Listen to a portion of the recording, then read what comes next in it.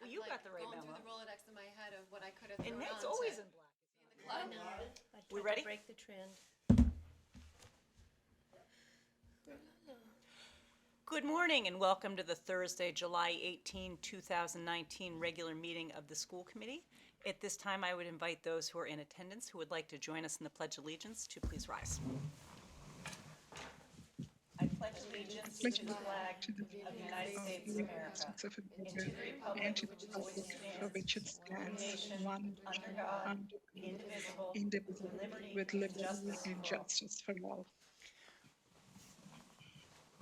So we do have an opportunity for public comment here before we go into executive session, but I do not see any members of the public. So with that, I would request a motion to enter into executive session to comply with or act under the authority of MGL 30A, Section 21A2, for the purpose of discussing strategy with respect to collective bargaining with the custodians union, because having the discussion in an open meeting would have a detrimental effect on the school committee's bargaining position, and then to reconvene in open session, and then also to comply with and act under the authority of MGL specific to the review of executive session minutes for March 5, 2019, March 21st, 2019, May 2nd, 2019, May 7th, 2019, and May 16, 2019. So I would seek that motion at this time.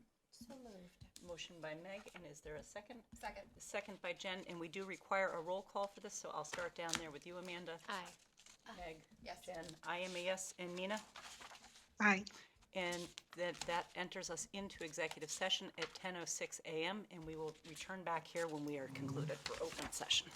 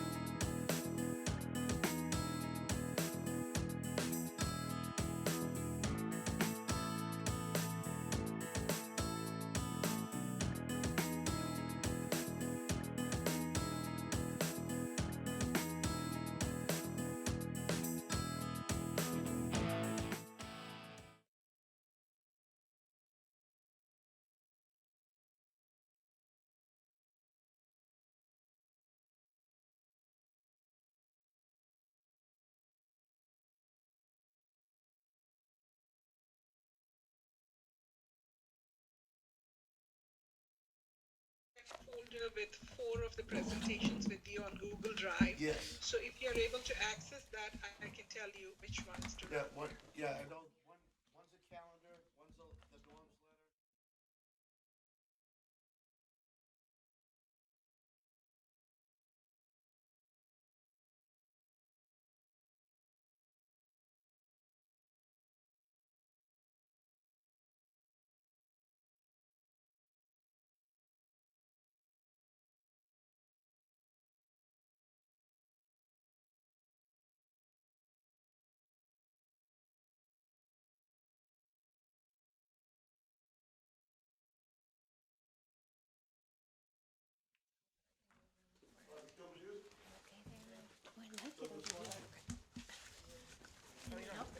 I'll survive. I can get it. Okay, when you folks are ready?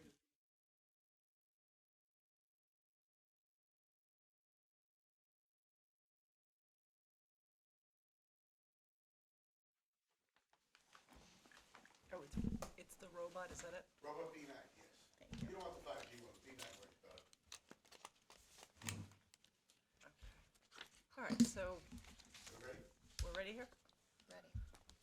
Okay, so we have just returned from executive session where we completed our business there, and we're going to move now into reports. And our first report up is the financial report with Ms. Rotherman. Thank you. So as you know, this is the final report for fiscal 2019. You can see that the payroll and expense, the payroll came in with a positive variance of 120, and the expense came in at a negative variance of 120,000. I provided you with a memo that really went in detail for each of the categories that are spelled out on that first or second page, I guess. No, first page. That gives the details of the payroll account variances and the expense account variances.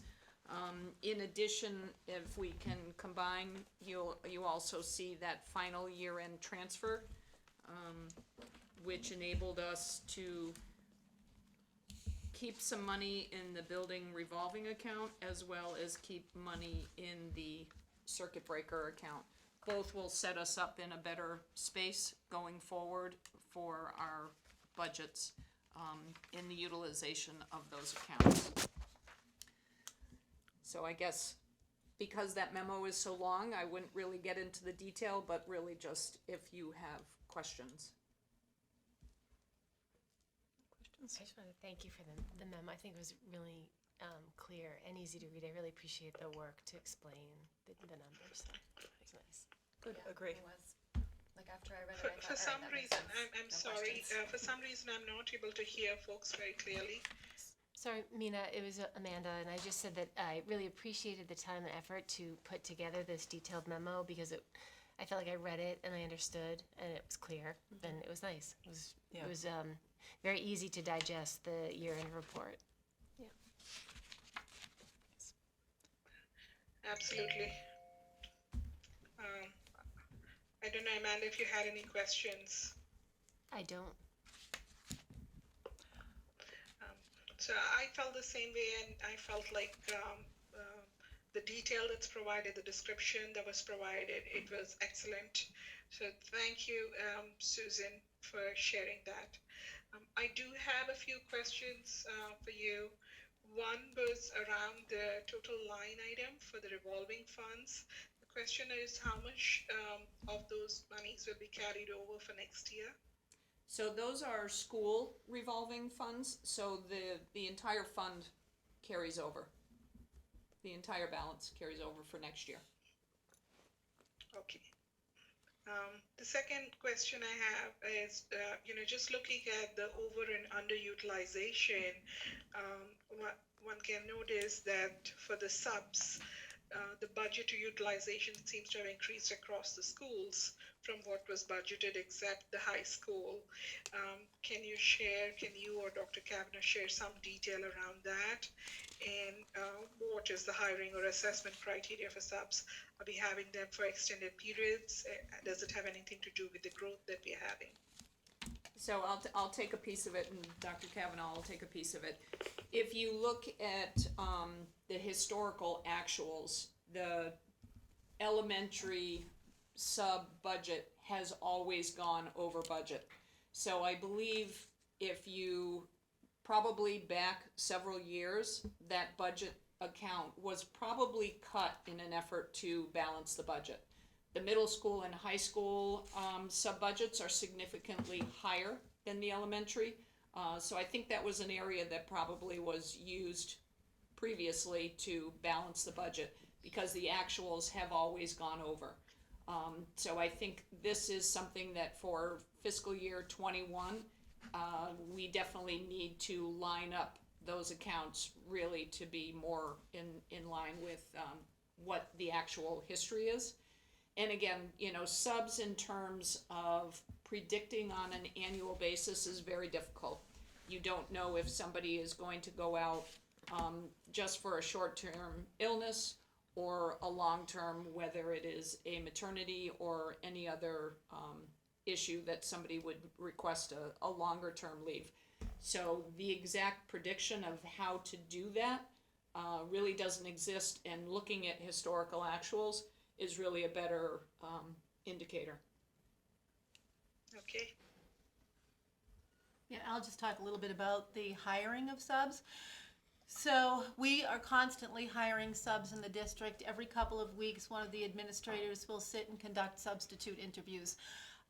It's very difficult to find substitutes for our day-to-day classrooms, and it's especially difficult when you're in a thriving economy.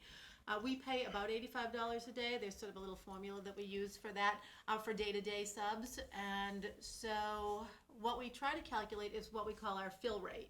So we look across our schools and we try to say how many subs were we able to put into classrooms. We usually have a very good fill rate, somewhere between 90 and 100% all the time. The high school obviously has a little more flexibility around subs, so if a second grade teacher is going to be out, we have to have a sub for that classroom. Sometimes at the high school level, a teacher will forego a sub and just electronically have kids work on something, in sort of a big common area setting, so. That's good. Yeah, See. and as Mrs. Rothermick said, it's really difficult to predict because, you could have a teacher on the second day of school who breaks her leg, right, and just absolutely unpredictable, so. Thank you. The other, I have a few other questions. One is around the job postings that you mentioned. 144 job postings seems like a lot. Can you provide some background, some high-level breakdown around it, please? Sure. So I think I had answered that one electronically. But I think what people Right. sort of forget is that we are a very big institution and we employ an awful lot of people. So we would be hiring paraprofessionals, we hire custodians, we hire maintenance people, we hire tech people, we hire administrators, we hire teachers, we hire secretarial staff, and those people very frequently are coming and going. So while 140 people seems like an awful lot in a given school year, it's probably not as many people as you think. When Kim Polnick does put out vacancy notices, we all get them through our email, and we do see 2 or 3 of them a week on average, I would say. Okay. Just 2 more questions. One around the grants. It's great that to be able to see all the details around the grants that have come our way. I was wondering if there's any way to share what may have shifted year to year, whether it is an increase, a decrease, or something new that may have been done. Again, I know Dr. Kavner, you shared some of this. If you don't mind sharing it for the benefit of everyone. Sure. So grants, I guess not dissimilar from some of these other categories, are a little bit unpredictable. Some years the town of Hopkinton does get Title I money, some years we don't. It's really based on percentages of poverty levels. So for example, in FY18 we did not get Title I money, in FY19 we did get Title I money, in FY20 we're waiting with bated breath. It's not looking terribly positive. So, but last year, for the very first time, we got Title III money, and Title III money helps our English language learners. We always get Title II, and this year for FY20, for example, Mrs. Rodmick wrote a grant for school safety technology in the amount of $49,000, and Mrs. Parson wrote one to sort of, help kids learn in different ways from what we've traditionally done in Hopkinton in the amount of $15,000. So grant money also becomes available through the Department of Elementary and Secondary Education based on sort of need throughout the state. So that's why those line items can be a little bit in flux. I don't know if there's anything else you want to add, Thank because you. you're the grant guru. No, I think that you summed it up. Right. I just want to thank Ms. Rotherbeck and also Ms. Parson for having done this work. Yes, The last grant money is the- very helpful. Yes. Right, right.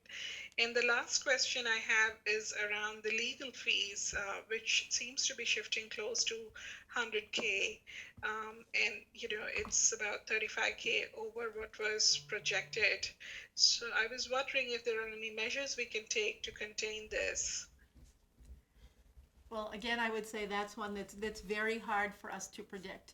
So, some years we will have a lot of public records requests. We'll be negotiating with the teachers, and we use legal counsel to do that. Sometimes we have, employees with whom we are in litigation. Sometimes there are special education costs with litigation.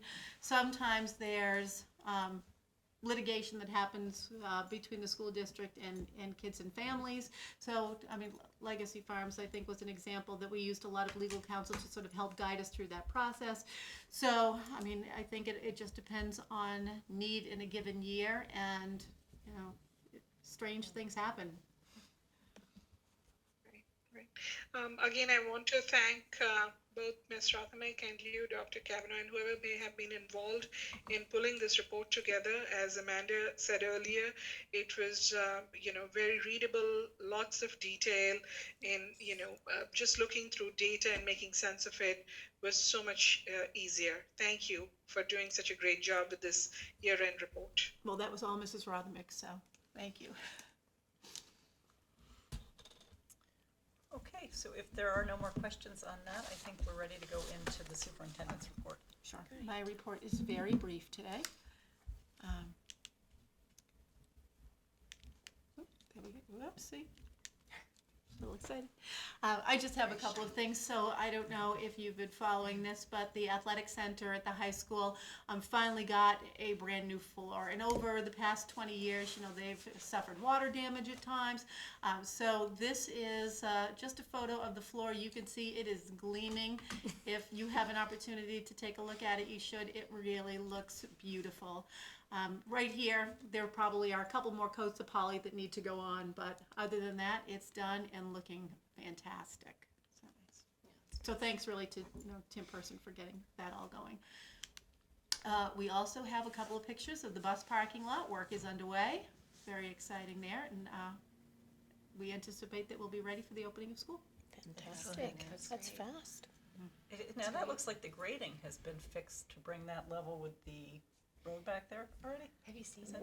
When I you haven't been look, back there. yeah, when you look at what the potential final elevation, there really is not a big grade difference. That's great. There's more of a grade difference towards the middle. We were warned, and still. It doesn't matter. Doesn't matter. There's more of a grade difference towards the middle school end and Okay. less towards the road. Okay, It's looking great we'll have to check it out. Yeah, it is. It's looking really a lot of progress. Not related to the bus parking lot, but I would just update you that the calendar subcommittee met on Tuesday night. And most of the folks on that committee have been to town hall to be sworn in, so I think we are alive and well. It's a very good committee. And I thought our meeting, and Jen, you were there, and Meg, you were as well, I thought it was a nice meeting. Yeah, it seems like a very good group to work with, so I'm excited about that.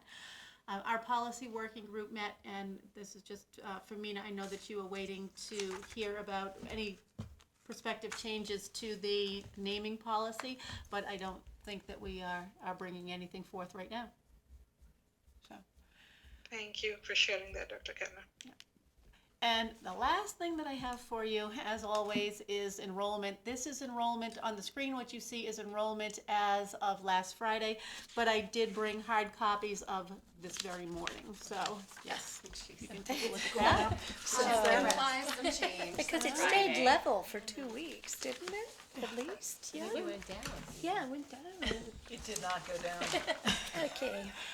So what those columns are showing you is the current enrollment at a grade level, how many students have been approved, how many students have started the approval process in Power School, so they're pending, and how many kids we know have exited. So there's a total now for each one of those grade levels. And you can see that we've put in Kiev Tech and Norfolk Aggie, anybody who's out of our district at a charter school, kids who are out of district at other schools, and the estimate for pre-K as well. So there are some places that we are looking at now that might be an area of a concern. Grade 9. Never had a class over 330 kids. No, it's pretty much outrageous. I spoke with Mr. Bishop yesterday. He says, and yesterday we were at 331, by the way, but at 331, he felt like he had the staff and the space to be able to accommodate those students in his building. So that was encouraging, but we are going to watch that number because it's very high. The other places that we're kind of watching, we're looking at grade 4. Even though 5 students have exited, you can see that there are 18 who are pending. So we've really gone from like 269 to 282 there, which is an increase of 13 kids. That's a little bit alarming, knowing where we try to keep our class sizes relatively low. And then the final place, the kids who are going to be going into first grade in August. So when we began school last year, as a kindergarten class, they were at 264. They ended school at 273, and now they have grown to 282 for starting first grade. So those are the places that we're keeping a very close eye on, and I will be keeping this group and other groups up to date as enrollment changes. So I guess our net increase for right now is at 104 students. Can I ask a question, Dr. Kavanaugh? So we're up to 332 for 9th grade. What is the panic number? When Mr. Bishop says we need more room. 333. Right, yeah. It's 3:30. Okay. I think that we may not have a particular number per se, but I think we're going to get to a place where we say, all right, so now we look at all of the grade 9 English classes, for example, every student has to take English, and we say those classes are just too big. So say grade 9 honors English classes hit 28. At that point, we might have to say, you know what, it's time to create another section. We might need 0.2 of an English teacher. Okay. So I feel like what's going to happen at the high school level is going to be 0.2, 0.4 in different disciplines. That's typically how those things grow at that level. Okay. So, kind of following along that and looking at what we did last year with regard to hiring additional staff, Yes. we're next scheduled to meet on August either 15th or 18th. 15. My guess is that's going to be too late to add staffing. If we need to add staff, we will have to do it on the 15th, I think.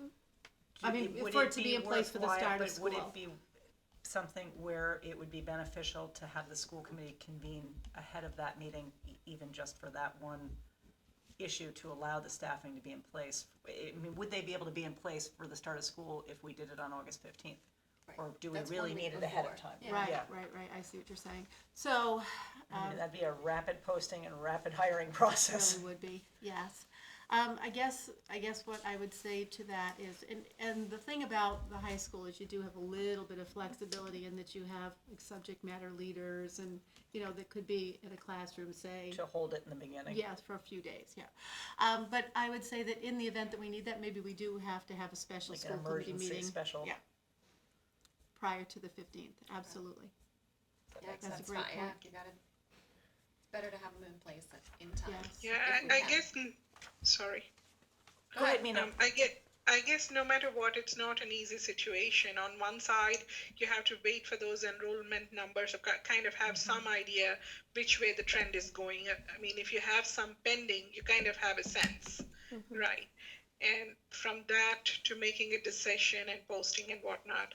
So I think, Nancy, you highlighting that out makes absolute sense. And the fact that if it's needed, we will be available to do it sooner rather than later, That's great. because we want the impact ultimately to the students and even the staff to be lesser. So we'll be there. That's great. Yeah, so we'll keep watching, and if we need a meeting before the 15th, we will make that happen. It's just remarkable how. Dr. Kavanaugh, I just had one comment. Certainly the ninth grade was something I was looking at, but even overall, if you look at it, we are 120 short of 4,000 kids, right? Yes. 108. I guess And- it's a 108. Yeah. A little less than that, maybe. kids for whom we are responsible, yes, right? Yes. Right. I mean, even So though we're not I'm sort of just teaching. wondering, are there any thresholds? We've talked about this a little bit in a couple of past meetings. Would that trigger any kind of additional things that we may have to consider? Hopefully not this year, but just putting it out there for your consideration. Right, I think going forward in the next couple of years, I think our big concern is going to be our physical plant. How much space do we have in which to educate our kids? Absolutely. Thank you. And the high school athletic center floors look fabulous. So great job to Mr. Person and the entire team that worked on it. Yes. Amanda, did you have something? Just a comment. I mean, I feel like when I joined this town, the average was kind of hovering around 250 per class, and all of a sudden, like, you should look down the line, and the average is like 300, approaching 300 per class. I just worry about I'm very eager for the capacity study. I worry about that, both the middle and high school, and Hopkins. I mean, schools where we have team structures, things like that, and just like the number of bodies in the schools is definitely concerning, and I'm sure transportation and cafeteria, I mean, all the services that support them, so Yeah. go capacity study. And I think you do make a good point about transportation, about cafeteria, all of those other things that are sort of out there, but we don't necessarily put those in the forefront of our thinking. Am I correct in recalling that as of the opening of school last year, we had about 3721 for enrollment?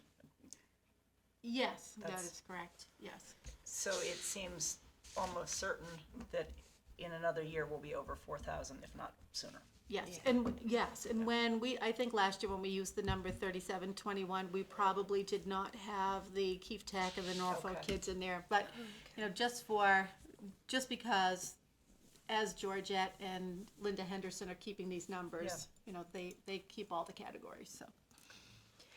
Is there a chance for us, perhaps this fall, once school is in session again, to tour the different buildings to see what it is like? I would think so. How crowded the classrooms are, just to get a sense if my colleagues here would be amenable to that. That's a nice idea. Well, yeah, as the population is growing, I think it'd probably behoove us to And have inform a us. real sense of the feel of it. Nice idea. Okay, that's all I have. Okay, so that moves us into the school committee chair report. And in Mina's physical absence, I have continued to sign the payroll and other warrants on her behalf, and I have approved the payroll warrants S19026, S19BAL, and S20001. The payroll warrants have been included in your packet. I have approved warrants 19-104, 19-105, 19-106, 19-107, 19-108, 19-109, 19-110, 19-111, 20-001, and 20-002. And these warrants have also been included in your packet. Mina, did you have anything that you wanted to include as part of the school committee chair report as well? Did we, Mina? I don't know. Did we? Yeah, Oh, I'm sorry. still here. I didn't know if you had Thank anything else you. to add there on the school committee chair report. Yes, thank you so much, Nancy, first of all, for taking care of the payroll warrants. I have a few updates. The first thing I want to share is that Planning Board Chair has been in touch about the Growth Study Committee and the charter that they're drawing out. I'm going to be meeting with her next week, along with our Select Board Chair, to discuss a little bit about the charter related to the Growth Study Committee and her thoughts on how the school committee may get engaged. I'm going to bring all of that information back to the school committee and we will make a collective decision around that. The next update I have is around MASC. I've been in touch with MASC, and my request to them was around some terminology related to finance and if there is any kind of a training that's available.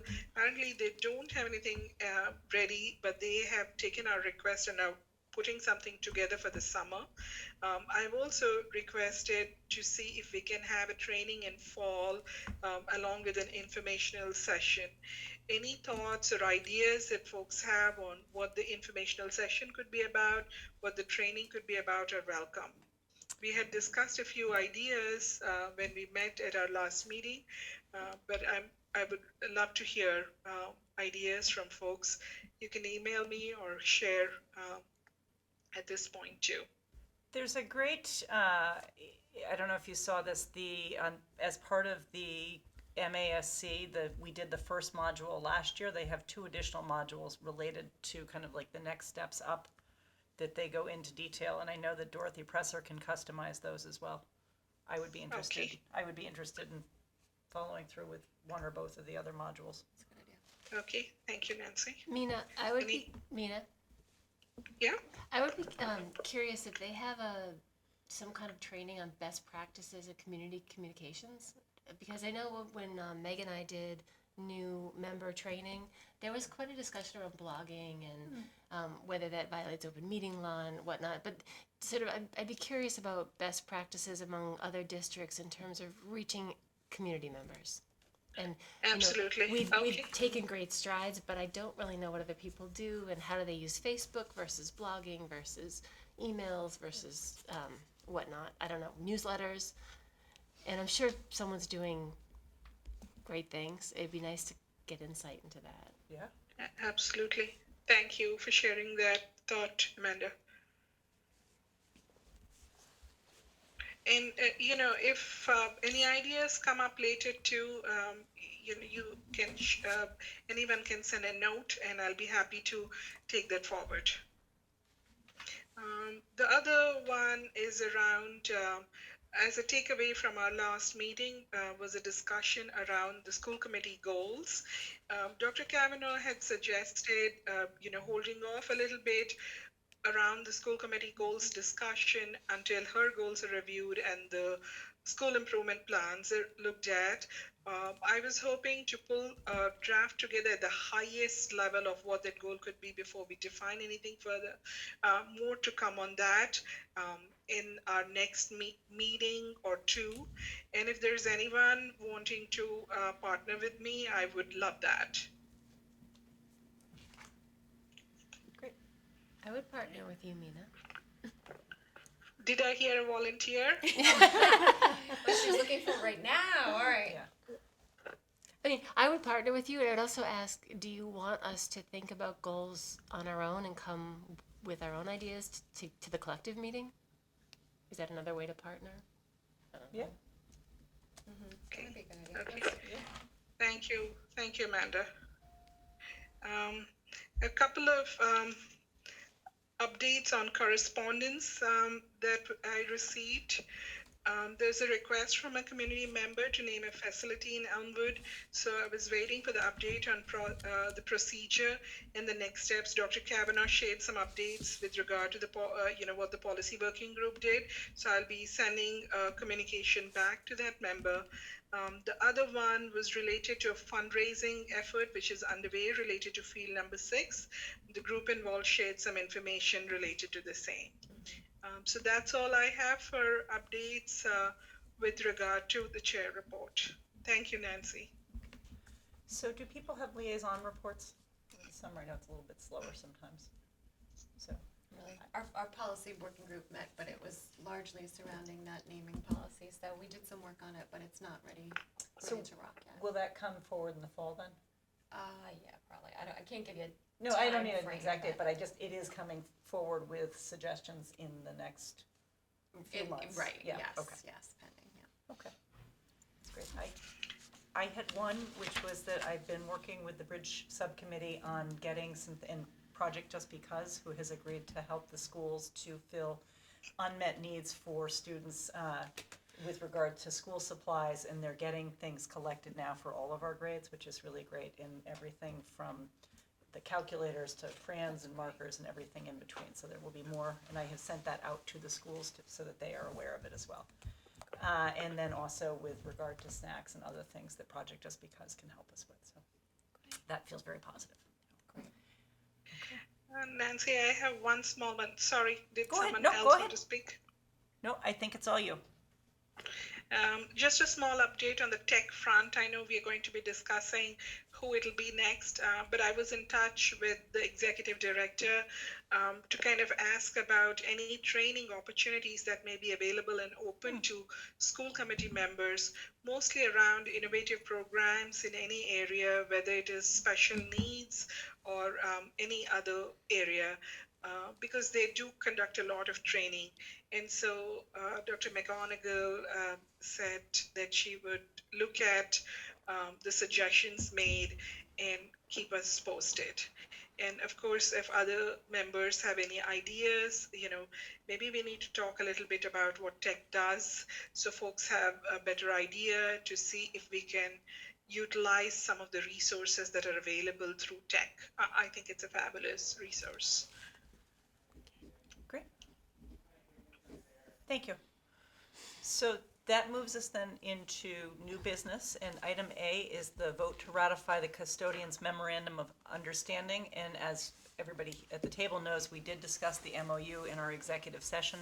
We are required to repeat our vote in a public session. I don't know, Ms. Rothermick, if you wanted to say anything about that before we do so. No, if you are all set? I am all set, so I would seek then a motion to approve the, ratify the custodian's memorandum of understanding for July 1, 2019 through and including June 30th, 2022. So moved. It's a motion by Meg, second by Amanda, and we'll do a roll call vote, and I'll start with you, Meg. Aye. Amanda? Aye. Jen? Yes. I am a yes, and Mina? Aye. Okay, so that passes 5-0. So that moves us then into item B, which is the middle school gift account, and Dr. Kavanaugh, I have you up for that. Okay, so as you know, we always approve gifts that come into our schools. This one is going to the Middle School Desire to Inspire program. So I am seeking your approval for a $750 check from the Benevity Community Impact Fund for the middle school.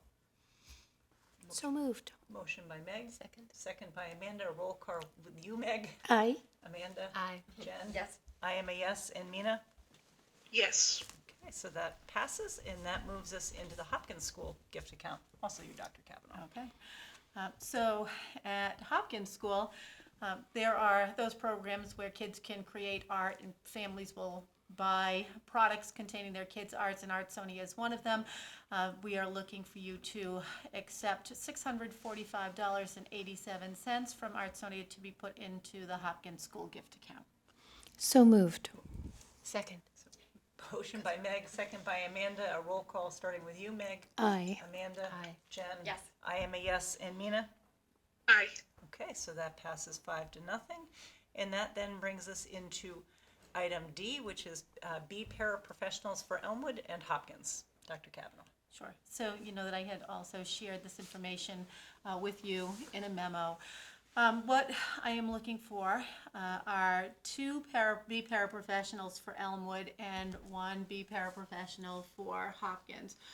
So the Elmwood School this year had worked with a consultant, and we thought about the ways in which we are currently structuring our co-taught classrooms. And what will be happening with some of those classrooms in the fall is that we will have one special educator shared across 2 classrooms. That's sort of advantageous in the sense that we can set that up for profile of child. We can take a look at how we are grouping kids so that you can pull kids from 2 different classrooms and, have them, have reading instruction or math support, or those kinds of things. But what we're also looking for is to be able to have a couple of paraprofessionals to also assist in those classrooms at times when, say, for example, the special educator is working with classroom A, the paraprofessional would be working with classroom B. And so you can see that the cost for that is, oops, it's on the memo, so I apologize for that. Let me scoot right across to that for you.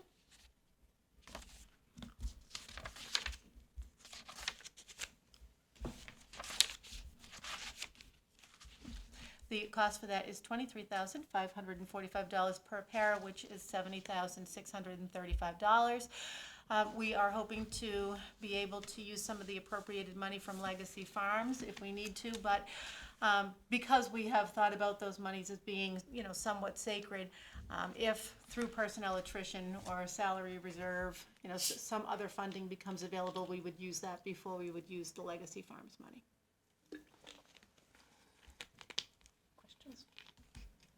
I think it's a great idea. The more adults you can get, especially if the class sizes are starting to creep up, the more adults in And that they are classroom creeping is the way to go. Okay, then if there are not any questions, I would seek a motion to approve the B paraprofessionals for Elmwood and Hopkins. So moved. Motion by Meg, second by Amanda. Roll call, starting with you, Meg. Aye. Amanda. Aye. Jen. Yes. I am a yes, and Mina. Aye. Okay, so that Thank you for passes that. 5-0. It would be great for kids. Thank you. Yeah, that's great. Thank you. So that brings us into the superintendent goals for FY20. All right.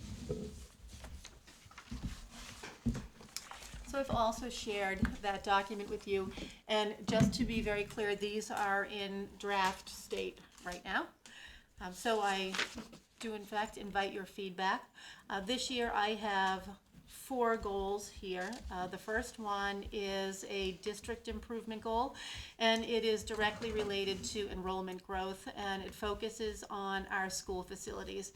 What I hope to do is to be able to look at our buildings, see where we need to generate more space, whether that is through renovation, addition, whether that might even mean using portable classrooms in particular places. But by the end of the budgeting process, I think that we will need to be able to bring something to the community and to annual town meeting that takes a very careful look at our capital budget relative to physical space. So you can see that I've included all of those process benchmarks and product benchmarks as we go. I've tied it to the superintendent's rubric, specifically to E1 fiscal systems. And based on our current strategic objective document, it is aligned under our plan for enrollment growth, metrics for success. Specifically, it's aligned to bullet 4, our plan for human resource, facility, and equipment needs. Some of the resources that we have currently, we have an SOI in with the MSBA for the Elmwood School. We have an architectural firm taking a look at projected costs to add those classrooms on that wing at the high school that sort of wasn't developed when the high school was built. We were approved at town meeting for $50,000 to conduct a capacity study, and currently we are doing renovations to the White House, and those are being done entirely through donation. And so we're excited to get the interior of that building up and running for our 18 to 22 program. So I don't know if you would like to go goal by goal and have questions, or just I could read them off and then we'll have questions. Seem easier to go goal by Yeah, goal. might as well. Yeah. Okay. Anybody have questions or comments on goal number 1? I think I like that, especially in light of the most recent enrollment numbers. I think that this is a great goal, because we do need to figure out what we're gonna do. And so to make it one of your goals, it's gonna happen, which is great. You know, it's not just something we continue to talk about, there'll be action. So I think that's, so it makes a lot of sense. And the things that you've already put in motion are fantastic, but, you know, once that number hits 4,000, we're gonna need to have some places to put, physical space to put kids. Yes, we are. It would be great if we could be outside. January would be tricky, so. you know, January would yeah. be very tricky. Yeah, it makes a lot of sense, and I think that it's, you know, you have to tie it to the superintendent rubric, but it makes perfect sense the way you tied it in, so I think this is a good way to start it off.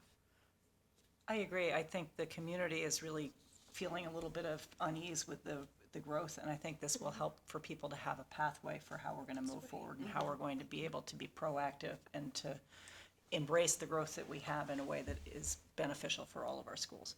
So that, and I just also really want to underline how enthusiastic I am for the White House project that you have undertaken, and your ability to bring in resources that are not at cost for our budget is tremendous and much needed for the 18 to 22 population.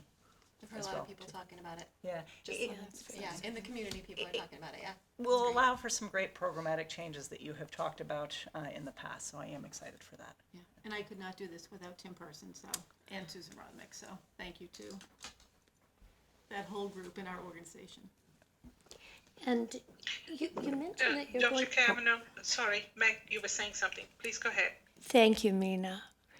You mentioned that you're going to explore grant funding for the exterior renovation of the White House. So I do have that in here. We'll see if that will work. If that doesn't work, we are probably going to need to go to the community and talk about a capital expenditure to do the Okay. exterior of that building. Yeah.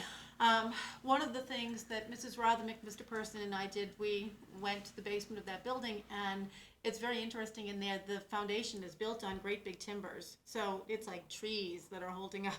I mean, for lack of a better term, holding up. Right. So you know, for as many times as we've heard, is it on the historic register? No, it's not. Is it considered a historic building? I do think that because of the structure of the building, it does have, you know, some significance, I think, in the community. So at that point, I think the community's gonna have to make a decision about restoring the exterior. If you look at things like the fascia boards, they are entirely rotted out. If you go into the attic portion of that and look up, it's like Van Gogh's Starry Night. You can see outside.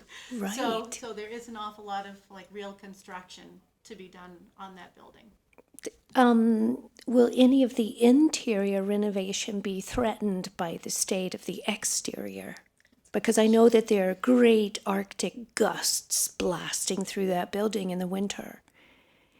I don't think that the interior renovation is gonna be impacted by it, but Okay. you can probably speak better. Yeah, no, I mean, we would have known that because we've had people working in that building for years. Yeah. So there has not been complaints of water coming in through the windows, as a for instance. People are on that upstairs right underneath the attic, so while, you do see stars, that section of the roof is over storage, so at this point in time, we don't see, Okay. you know, water damage coming in. Might it be chilly in some sections? It might be chilly in some sections. But that's easy enough to add additional storm windows, which I believe there may be. You know, the old houses, they typically had those storm windows that hang on hooks and Right. clip in, so. Right. Like I said, for the people who have been working in this in the building for many years, the conditions have been fine. That's great. Thank you. And thank you for undertaking this. It's very exciting. Dr. Kavanaugh, as I shared a little bit earlier with you, my only suggestion on this particular goal is related to staffing. Yes, and so I think, you know, I'm happy to add the staffing piece, but the staffing piece I think is just going to come sort of naturally. Because, you know, as when Mrs. Tyler asked before about what happens, like where is that pressure point for, you know, adding additional faculty at the high school, for example, I think that that will just continue to happen all along this year as it did last year. I mean, if you are all the same committee from FY19, I'm moving into FY20, and so I think you're no stranger to the idea that we are constantly coming to you asking for, can I have a half of a math teacher? Can I have a third grade teacher? Can I have 3 paraprofessionals? So I'm happy to add that piece, Mina, if you would like for me to do that. That's my view. Of course, it's the entire committee, for everyone to think of it. I guess to me, it's about the vision, all the work around the facilities, the growth. And so to me, the staffing goes hand in hand with it. Sure. Along those lines, go ahead, actually, Amanda, you haven't spoken yet. Go ahead, go.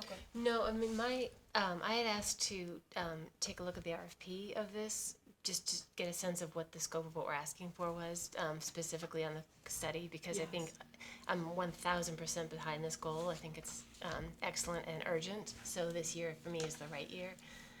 My only concern, kind of as I alluded to before, is does it include the non-classroom space in the schools? Like, just managing the human traffic and human movement within the schools, just because at each school we're now, significantly as a school population larger than we were before. So it seemed like it was addressing the related art spaces and so forth, and I would just ask to keep an eye toward just general crowdedness. You mean like Cafeteria. hallways and stuff? Hallways, cafeterias, study halls, even to some degree after-school programming spaces that we use, and especially in the middle school and high school, where we are trying to encourage a rich extracurricular program, and we have lots of things going on, but do we have places to put people? Like, if we add a new course, if we now have a new glee club or something. Right. I mean, obviously we're gonna have to make some choices, but to what degree can our space accommodate not just classroom? So. Good call. And that's a good, what I was gonna add, and it's sort of along those same lines, is this is definitely a more proactive approach to what we know is coming. I think with staffing, we know it's coming too, but I think we have to be almost reactive in the staffing arena, because we have that sort of fiduciary responsibility to budget the number of teachers. And so when we need more, but we can't necessarily say, next year we think we're gonna need 15 new teachers. We just don't know based on the student population.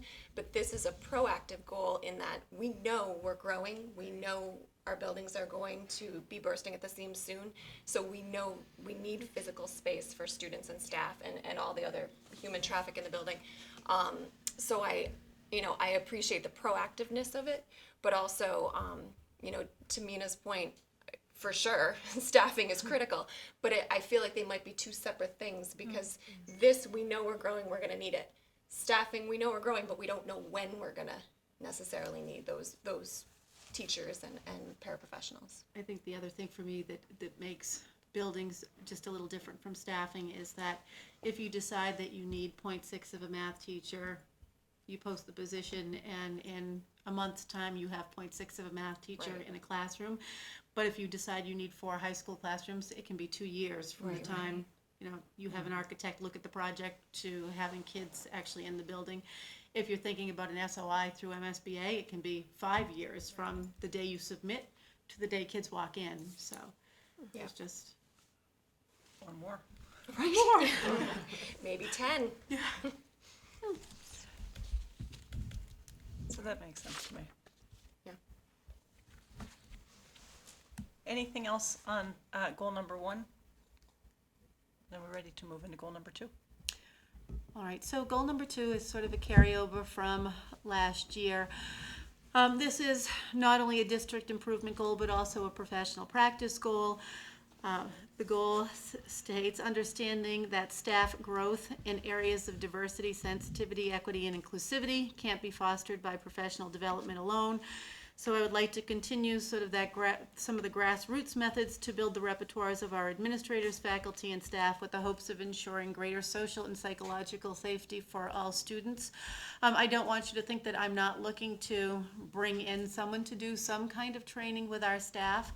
But as Jen has done really most of the legwork on this, and as she has reached out to different presenters, maybe just because of the demand for diversity training in districts everywhere, it's been a little bit tricky to find someone who has sort of the dates and availability for the 1920 school year. But the other piece is that, and maybe Jen can speak to this a little bit, that as we've looked at the cost for some of the folks that we've reached out to, some people want $9,000 to come in for 90 minutes. So Or 20,000. or $20,000 to come in for 90 minutes. And one of the things that we know about professional learning is it really has to sort of be ongoing in an effort to really have some kind of an impact. If you attend something for 90 minutes, it may help you to become a little bit more aware of your unconscious biases.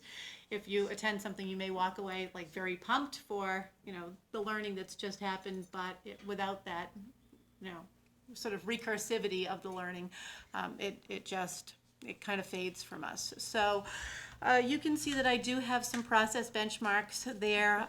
Jen had recommended a text. We got this, equity, access, and the quest to be who our students need to be. So one of the things that I think we're doing this year is taking the focus from just working with the people, the adults in our school, and thinking more about the relationships between the adults and the kids. And I would really like to have some kind of plan in place for us to begin the interrogation of our curriculum as well. And that's something that we heard at the focus groups. When we had people there, they wondered about, our curriculum, how we deliver our curriculum. Is it done through a very largely Eurocentric kind of lens? And so, that may be something we can start to slice away at, chip away at, I guess, during this year, and then maybe have some kind of a very concrete plan in place for looking at that. Yesterday, I talked to Mr. Bishop a little bit about that. He feels like, his teachers now are getting all their curricula in place to be launched on the new website, and he certainly thinks that that's, something that could be happening at the high school. And, if not the second half of this year, certainly the following year. But he's got a retreat planned for Monday and Tuesday, and is going to run it by his subject matter leaders. So I think that's pretty positive. You can see again, it's tied to the superintendent's rubric, namely Standard 3, culturally proficient communication, and Standard 4, professional culture, policies, and practices. It's tied to our current strategic objective. It's aligned under build school communities of collaboration in the category of diversity, create inclusive cultures that celebrate diversity and backgrounds, and build relationships across race, class, gender, and learning abilities to create caring learning communities. You can see the resources that we have there. Not only will we be using that text throughout the year, but I'll be attending vision trainings. And Jen and I had a professional workshop with Dr. Adolph Brown. She's since reached out to him. He's very expensive, but very wonderful. So it would be really good if we could get him to come to Hopkinton. We're not sure that will happen. But I think that this sort of is an extension of, the ADL work that we had done last year and some of the other things that we had done as an admin team.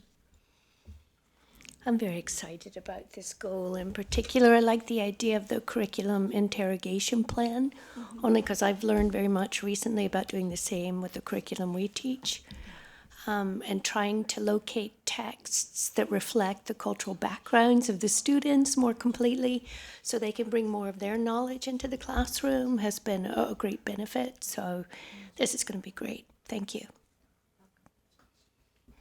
Yeah, I'm also really in support of this, as well as the curriculum interrogation plan. I think that will be a really great output of this work for to help us really look at what we're doing, and not just in text, but music and art and even wellness. I mean, are we playing cricket? Are we trying new sports? Are we, what are we doing? Are we looking at other artists from around the world and so forth? So That's great. I'm excited. I think this is the right direction to go in. So good. Yeah, I mean, yes, right? I mean, and it makes sense. I think sometimes it's tricky when you pull a goal from the previous year. Folks are like, didn't you have that goal last year? But this is one that has to be, I feel like you could just keep it forever. Yeah, it And takes so, time. right, it's just one of those things that we need to, as your goal, yes, of you, but everybody, needs to constantly think about what we're doing, what we're teaching, and how it's connecting with the kids that are sitting in the classroom. So I think it makes a lot of sense. It's good. Agree. brings it to the next level. Yep. Mina? I do have one suggestion, and I'm excited to see the intent behind doing all of this work and how important it is. It's so directly aligned with the strategic plan. And so I'm excited to see all the work that Dr. Kavanaugh has planned with Ms. Person and Parson, sorry. And so my only suggestion is related to the evidence.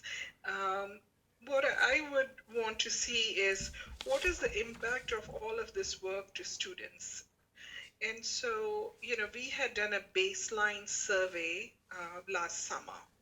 So I would like to understand how is it that we can measure that the work that is being done last year and then going into this year, what is the impact to students at the end of the day as a result of this? So some form of measurement on the impact to students is what I would like to see in the evidence.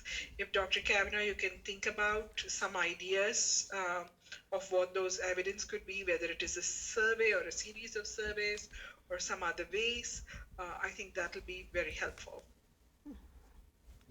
All right, yeah, and I guess, just to be clear about last year's survey, I think we had all agreed that that was not a baseline survey. But I think it did give us information about some starting points for us as an admin team. I will think about how to sort of measure the success of this, but I think when we look at surveys that involve, students or faculty, sometimes because it's sort of a self-assessment, I think there are some people who are, very well versed in issues around diversity, equity, and inclusion, and maybe sometimes because they are so knowledgeable, they don't give themselves credit for the knowledge that they have, and sometimes there are people who are not aware of their unconscious biases and would rate themselves very high. So I'm certainly not averse to a survey, I'm just not sure of the accuracy of the measurement, but I'm happy to do it. That's fair, Dr. Kavanaugh. And that's where I'm saying if you can think of those measurement tools which are able to show us the shift in student experience and the culture within the schools, the shift, the reason for all of this work ultimately is towards that. So if there's a way that you can think of what that tool is, whatever that might be, I think that'll help. So can I ask just a clarification for you, Mina, because I agree that a survey could be problematic in terms of what it actually tells us, particularly since we don't have real baseline data from last year to compare it to. But would you see things such as, looking at some of the texts that are brought in, looking at some of the, if there are different artists and things like that as evidence? Because surely that would impact student experience if they see more of cultural diversity in it, or are you looking for something like a number, like an X% of kids kind of a thing? I would like to, I myself would like to think about this a little bit more, look to see what others may have done on this path who are ahead of us, and perhaps look to, what is a reasonable measure. I like the idea, Mina, of, I agree 100% with Dr. Kavanaugh that last year's survey was a take the temperature survey, not a baseline survey. So I think measurement would have to start, if this is something we want to do, which I kind of like the idea of measuring student comfort and safety and feeling of belonging and whatnot. I think we'd have to think about it and design it. And I guess I'll just throw this as you're thinking about it, Dr. Kavanaugh. I think when we were at the MASS conference last year, one of the sessions was a vendor who provided social emotional surveying, and I think Framingham was using them. I'm wondering, they had offered their catalog of questions free. It was Framingham. And I'm wondering if we could circle back to their catalog of questions and see if they have a category on diversity and inclusion and belonging, as a measure of SEL, because we could maybe piggyback, and if we could come up with like a 3 to 5 question survey that we kind of just do on a regular basis that's not too ponderous, we might be able to get some insight. Yeah, I think that group is Panorama. And I think currently, Mr. Bishop does put out a survey to kids each year, asking them about sort of those levels of comfort, but maybe we could share some of those questions with him. Yeah, from Panorama. Yeah, So I that- haven't, have you looked at their question database at all? I haven't looked. I Did you? did look at the did high not. school one. Oh, you mean Panoramas? Yeah. No, I did not, no. I mean, I've seen the result of the high school survey, but I won't think it's a remember good the idea, answers Mina, right though, now. something to think about. Yeah, Is there anything in the Metro West Health Survey about that kind of information? Yeah, I there feel is. like there already may be existing That's data yes, that, I think that was included in this year's. I Metro West think it Health was too, survey. so Yeah, we may have that info, and we just don't even know we have it. we do have some of it, yeah. We wouldn't get to the younger kids. No, you're right. But we wouldn't have a uniform tool that we could use for all kids, I think. If you're No. talking to the littles, you know, you have to have a different, Yeah. so yeah. The only thing, if I could add, thinking about this goal area in terms of how we might want to measure it, I see this as something in terms of impact on students that would be measurable over a length of time that would include more than one school year. So Absolutely. we're really Yes. in the infancy of how are we going to do something that will have a demonstrable impact on students. We will not see a lot of that until June, by this coming June. So when we think about a superintendent's goal, if it's a one-year goal that she, or me, because I see myself in a lot of this, is measured on in a year's time, I don't think we'll see that. But I think what we will see, I think kind of to your point, Nancy, is introduction of new materials, which are things that we've already started on working, or having teachers really look at when we move into the next two stages of curriculum development. How do we now go back through that and assess materials and authors and artists and all those things? That will take some time to have a measurable impact. Change the climate, Yes. I would think, would take sustained effort over a Yes. number of years Sure. to get it, but But if we put something in place, I mean, how interesting would it be 5 years from now Yes. to look back and Yes. see? I mean, even though not within the context of your goal, but to Right. check you out, but more putting something in place so that we can actually see if we move the needle over 5 Yes, years. definitely. And I think there's a wonderful curriculum with which you're probably familiar called Teaching Tolerance.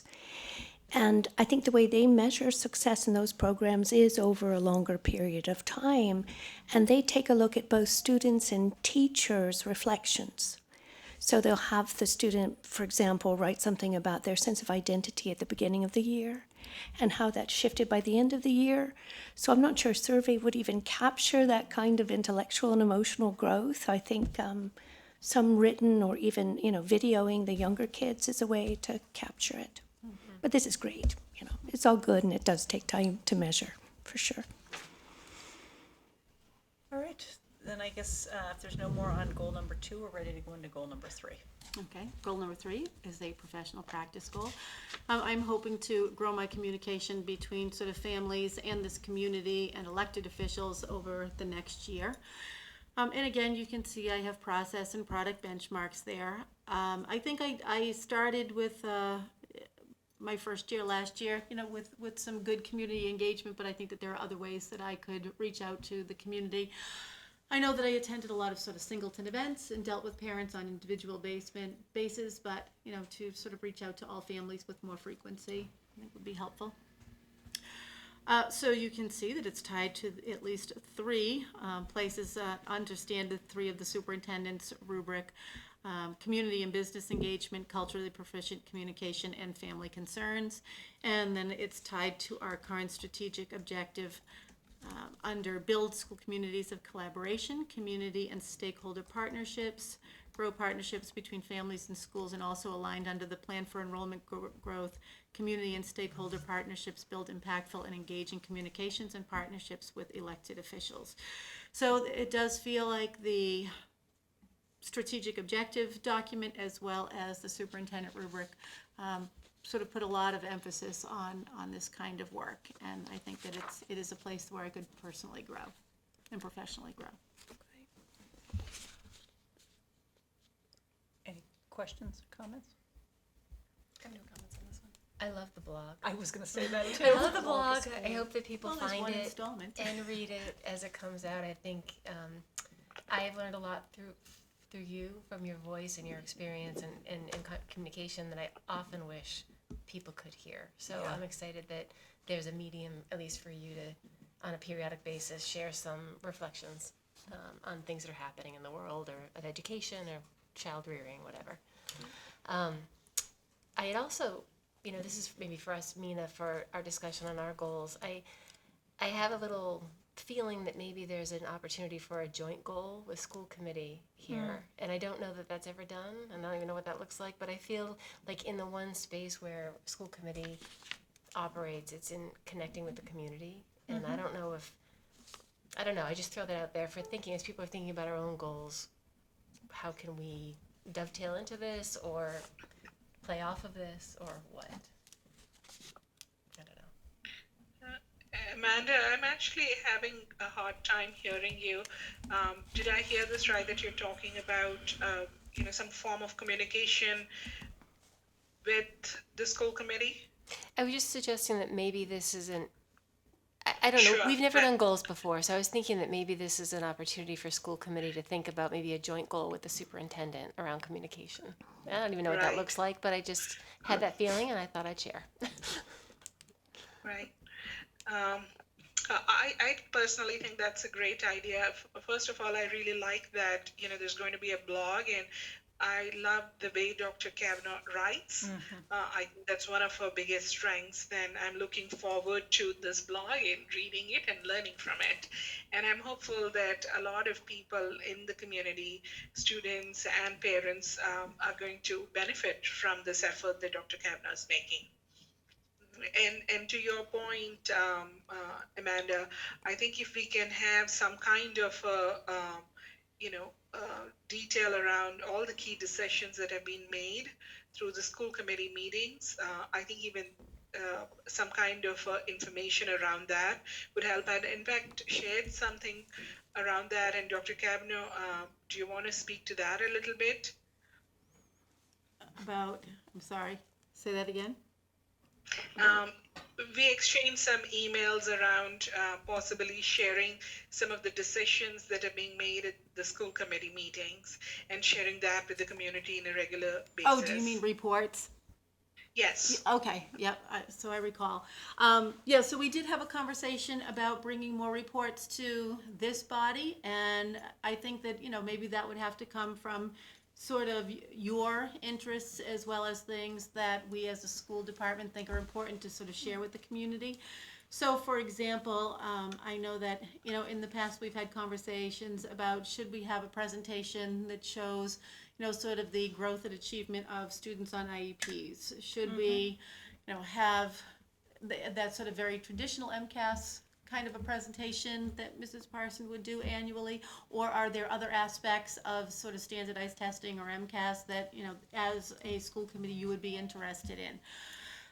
So that's kind of where we went, and I think this morning you and I, we talked a little bit also about the presentations that our department heads make in art and music, and are there other aspects of those two disciplines, K to 12, that would be of great interest to this committee, as opposed to sort of that very standard, this is how many concerts we did, this is how many kids won Gold Key Awards, but are there other things that would be also of genuine interest to you? So Right. And Dr. Kavanaugh, we also talked about that, possibly a bi-weekly email notification or some form of notification that talks to the key decisions. I think you mentioned Joe Sawyer. yes, so I live in Shrewsbury, and each time there's a school committee meeting, we get an email from the superintendent that will say, tonight there's a school committee meeting, it's starting at 7 o'clock, it's going to be held here, and these are all of the things that will be decided upon at tonight's meeting, which I do think is kind of nice, just Yeah. to make the community aware of what kind of activity might be happening at a school committee meeting. So I would be more than Great. happy to add that to this list. I think it's great. I think that's a great idea. And Georgette and I could do that lickety-split. Fantastic. That would be Right. great. And I think we have a sample also from the Wellesley School District around some communication. So perhaps some samples to look at, and I'm sure you'll put your own signature to it. Sure. Okay, then are we, in the interest of time, ready to move on to goal number 4? Yes. Yes, we are. Okay. All right, so this one is a student achievement goal. Last year, you'll remember that we took a look at some of our more struggling learners who would be taking the grade 10 MCAS for the very first time, the MCAS 2.0. And so that was a very specific student achievement goal. This year, I'm hoping to be able to launch some initiatives that build innovative learning opportunities for kids. So what I have here now, sort of tentatively, and I say tentatively because that first one, to have a STEAM coordinator position for the district, and to get some of our kids so that they were doing things like internships and externships, and that we're growing STEAM programs in some of our elementary schools. That would be dependent upon grant money, and as you know, the state has not finalized its budget yet. We have been earmarked for a fairly substantial grant, but until that budget is finalized, that can go away. So hopefully the state will have that done next Wednesday or Thursday, and we'll know whether or not this could be a reality. Through TEC, the Education Collaborative, we have an opportunity to train 2 teachers as FUSE fellows, and that would be something that would promote more personalized learning in our district. I would like to conduct a special education audit with Karen Zaleski, and Mrs. Carver and Mrs. DeVoe at Marathon and Elmwood, to just sort of look to see if our special education delivery instruction methods are as effective and efficient as they should be. So the person who had come in and done sort of a micro audit at Elmwood last spring would be the consultant with whom we would be working. She's done an awful lot of work in area schools. I know that she's just spent 6 years over in Westboro, sort of really analyzing building by building their special education programs. Her first sort of foray into our district is that she thinks that we're doing a very good job here. So that was great news and nice to see.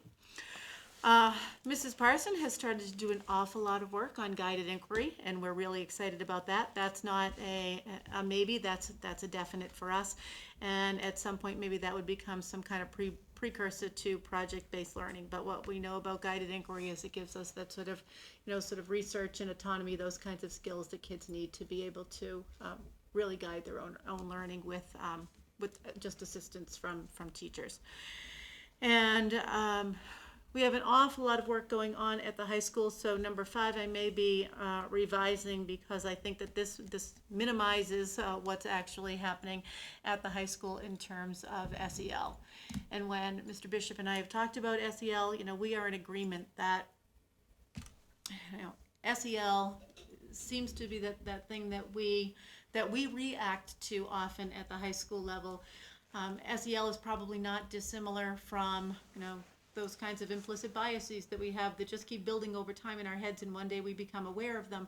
I think the same thing sort of happens with social emotional learning. Like, we have kids who in their very young years may be tied to technology, may not engage in free play, may begin to develop a social media presence that might be different from who they are in reality, may feel the pressure to succeed at the same levels and in the same disciplines that their peers do, until they get to a place where they realize that they are not who they want to be, and then they struggle, whether it's academically, socially, or emotionally.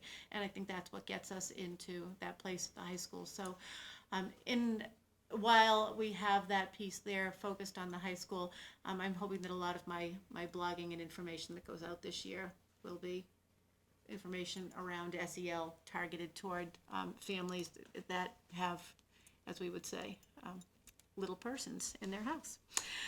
So you can again see that it's tied to the superintendent's rubric, it's tied to our strategic objectives, and you can see the resources are, I think, pretty good there, and I'm happy to take questions. Can I ask who the consultant is who performed the mini audit Yes. of this bed system? Her name is Donna Simone. Donna Simone? Yeah, Simone. And what is her background? So she was a special educator and then a special education director for a very long time, but she has had her own consulting business for the past, maybe 2 decades. Yeah, it's been Okay. quite a while. And what I do like about her is, despite the fact that she's been at it a very long time, I think that you'll find that she's very current in the work. So the literature that she presents to us about, kids and profiles and grouping and instructional models was all very current. So Okay. that was exciting. Great, Yeah. thank you.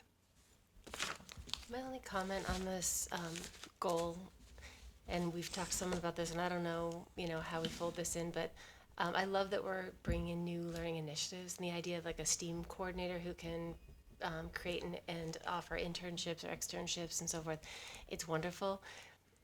From the consumer perspective, I always wonder if we can't make some headway with stress and student anxiety by helping with goal setting. And so when we're offering more and more and more, how do we help a student pick and choose and make a plan that is rational? And so the one thing that I was kind of hoping we could kind of get to is some initiative that would help with student self-advocacy and goal setting and working with somebody, guidance or otherwise, to kind of look at the menu and instead of feeling like I have to do it all, Right. how can I pick and choose and get some help with that? Because I think it would come from the bottom up. So I don't know if that can fit in here, but I'll just throw that out there. Yeah. So let me think about that at the secondary level. Yeah. Like I know for sure we don't have K-5 resources. I don't think for a goal like that right now.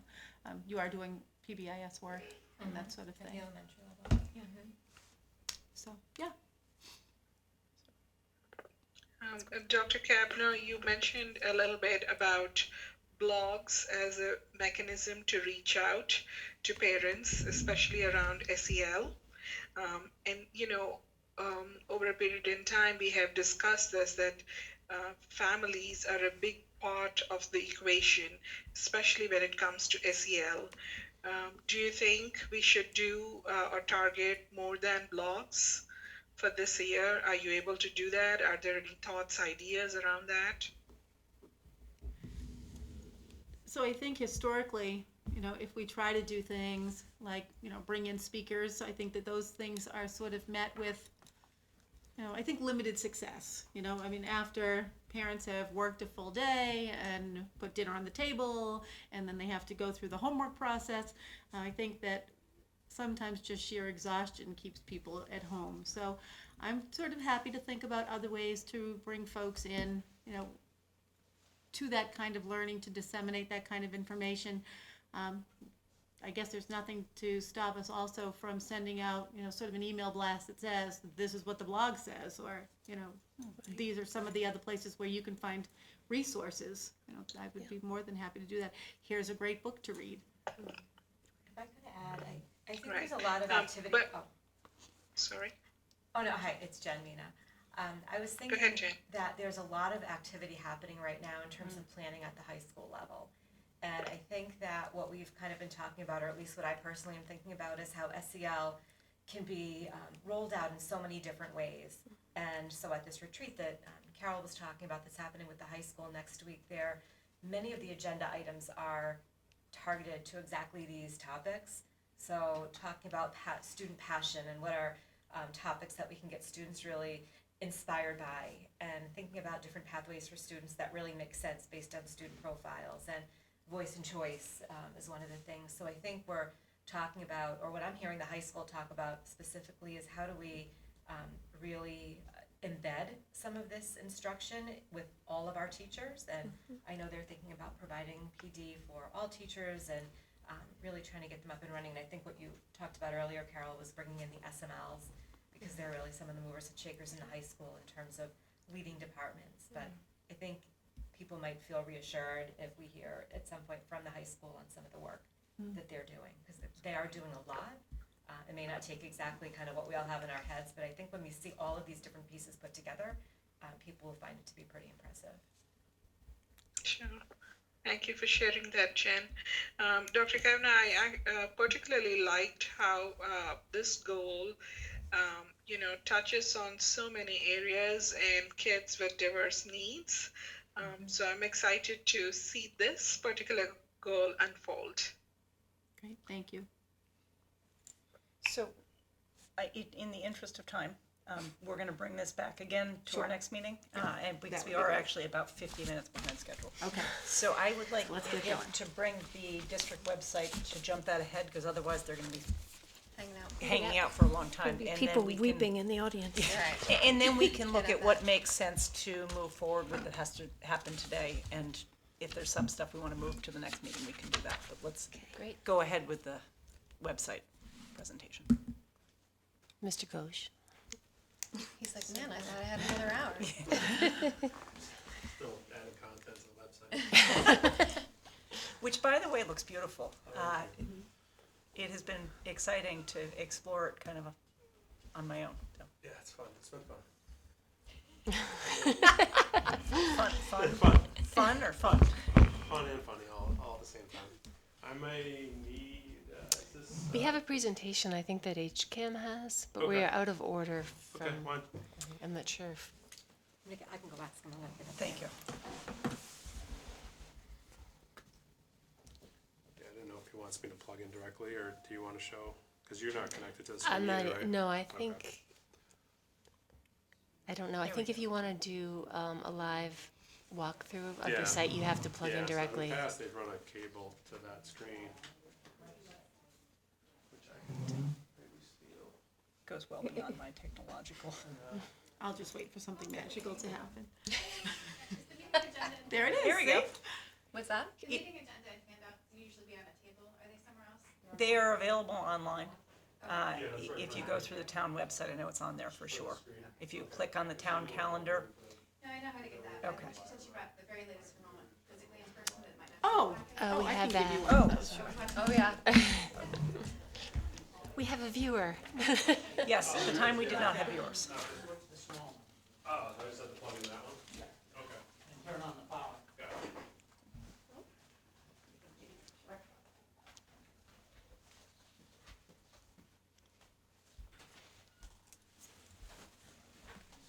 That may have made my day with yours. I know. Let's just say thank you to Amy right afterwards.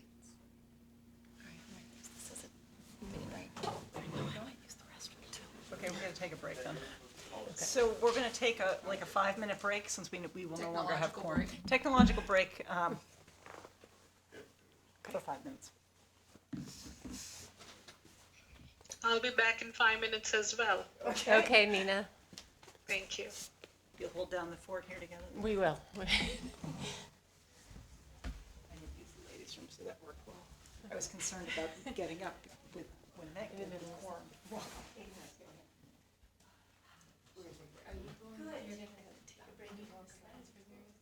I can't, yeah, because you can't control that. No, we can, except I made a couple of edits, so I don't know, does it matter? If the audience can see this as well. What will happen is, once you click that link on the PowerPoint, this is an extended screen, Okay. the link is gonna show up on the main screen, and it won't come over here, you can't control it from the, PowerPoint. Okay, he doesn't need, I think this is the link, he doesn't need the link. That's all right. Right, I'm just saying, so that's why we did this. And then do you have, I think I think Carol has the Carol has controller it, for so we'll the, just do for the that. slide, yeah, that we can forward and leave that up there, and then we can show the website from here, if that works. Our topic is so fun, we lost our audience. I know.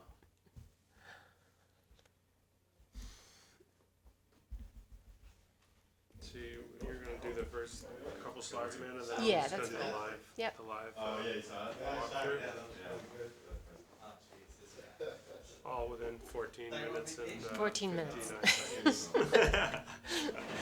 Ready? Go. But we're an hour behind, Right. so you actually have to do it in negative. In then. negative. We can do it in 5 minutes. If you have any questions about the website, just email them. Here's our home number. Home number, address. right? All right, we'll talk after a show.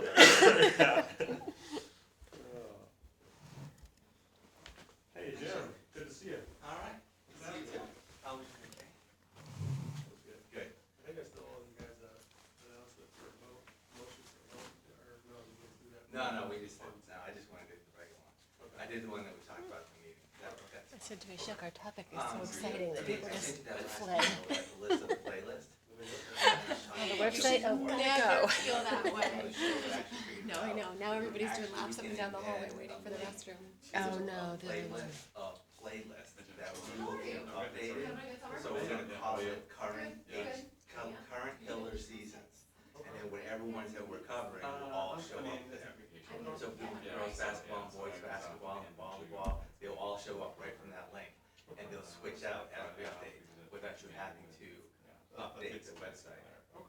Yeah, that'd be cool. Yeah. But I think we should have links to all those, and then, More chill, right? I guess, the front pages, and then we should try to highlight certain ones. Yeah, we, Yeah. So like in the high school. it's nice, I love being able to go.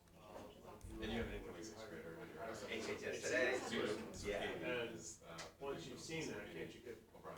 Yes, yep, so you just have one box that shows the current, but you can also see past ones from. So I was giving you praises, but yeah, I'm, she really is. Yeah. Has she been there a couple Yeah, of Just weeks? share it July 1st. all right. We'll work on that. I just said, no, but I'm gonna Still working on the basics, so. I know, she's great. She just always has a smile and just. She's great. Yeah, she is. So it's good, I know, and I told, now Kira's all excited to know someone, and Yeah, oh, Then yeah. we may need to, but yeah, the kids are, they're just, my discovery, that we may need to adjust the color of he's super excited about the orange. Oh, really? Through the Yeah, so accessibility? The biggest issue is the Hopkinton orange Oh, yeah. on the text.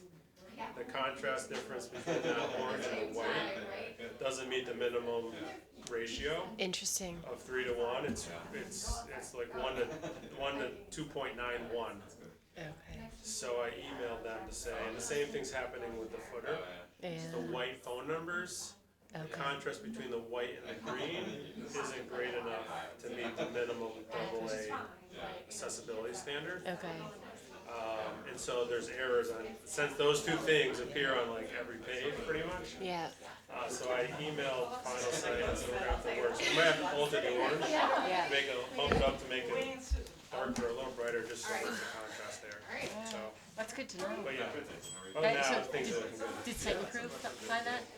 Yeah, I was looking through Site Improve last night, Nice. so. Are we on? So that's the biggest thing, that we have to work on, and then in terms of your, we could find a screen reader, but the best thing for, it does do a screen reader. Are we kind of on? Simulation. Simulation because of the headers, Probably. and so we have a few pages where we have to adjust the So I'll headers, stop but once doing we do arm that, lifts. screen readers will work normally, so. Okay, so Mina, are you back? Very chilly in here.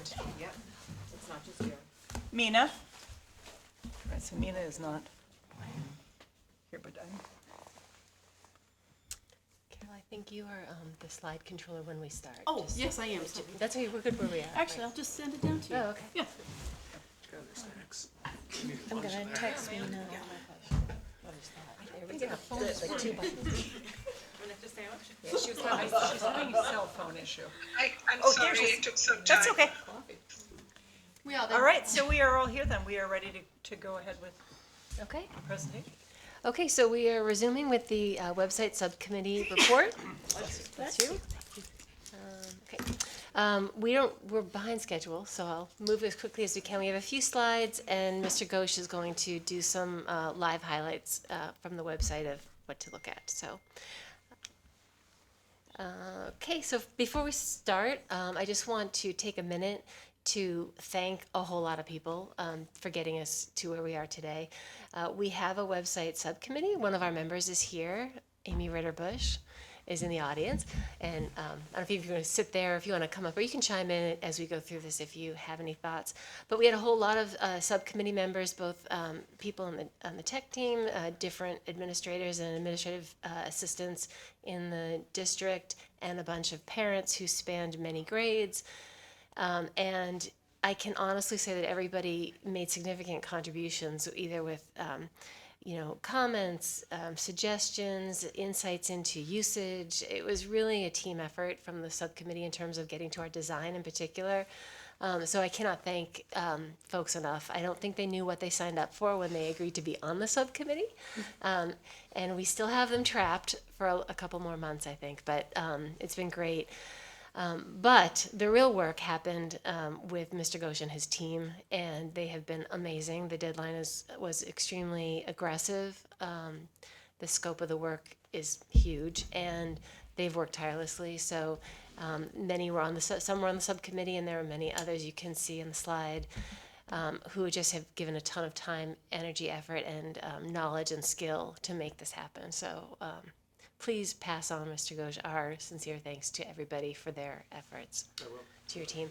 The district leadership team and content owners, people may not realize how much work they have had to do to look at their content, write new content, look at new pictures, find new information to share, and it's going to keep going. We're still working on that. So it's, sort of unbudgeted time that we're asking for. They're finding ways to make it happen. So thank you to all of them. You would pass that on, Dr. Kavanaugh. And the school committee for your support, and of course the families and communities. Right now I'm going to thank you for being a little bit patient as we get through the rollout, and then just for your support and feedback and comments as we go live. So that's me on the next slide. So Mr. Ghosh is going to just take a minute and point out some new features that are important for people to be aware of as they're trying to use the new site. So I will pass it over to him, and hopefully HCAM can show the screen. So hopefully I'm if you can see the screen, I've got the screen over here. So the current site, the district homepage is live, and the school sites, I think Amanda, you're gonna talk about when the school sites come up next, but so currently I think that some of the changes for families and kind of staff on the homepage, what's different as you look across the header is that we have this utility menu up top, which will get you to the various schools. These schools' links aren't active yet. They're just redirecting to the homepage because they're not ready. But as soon as those go live on August 5th, these school pages will be working. The next big kind of button is student and families, and the student families is meant to be a landing page for students to families to kind of come and find all things relative to them and have quick links out to other resources so they can get to them quickly. Staff won't work for families. That's a portal, so that's designed for staff, so we can put private information up there or certain forms that staff may need.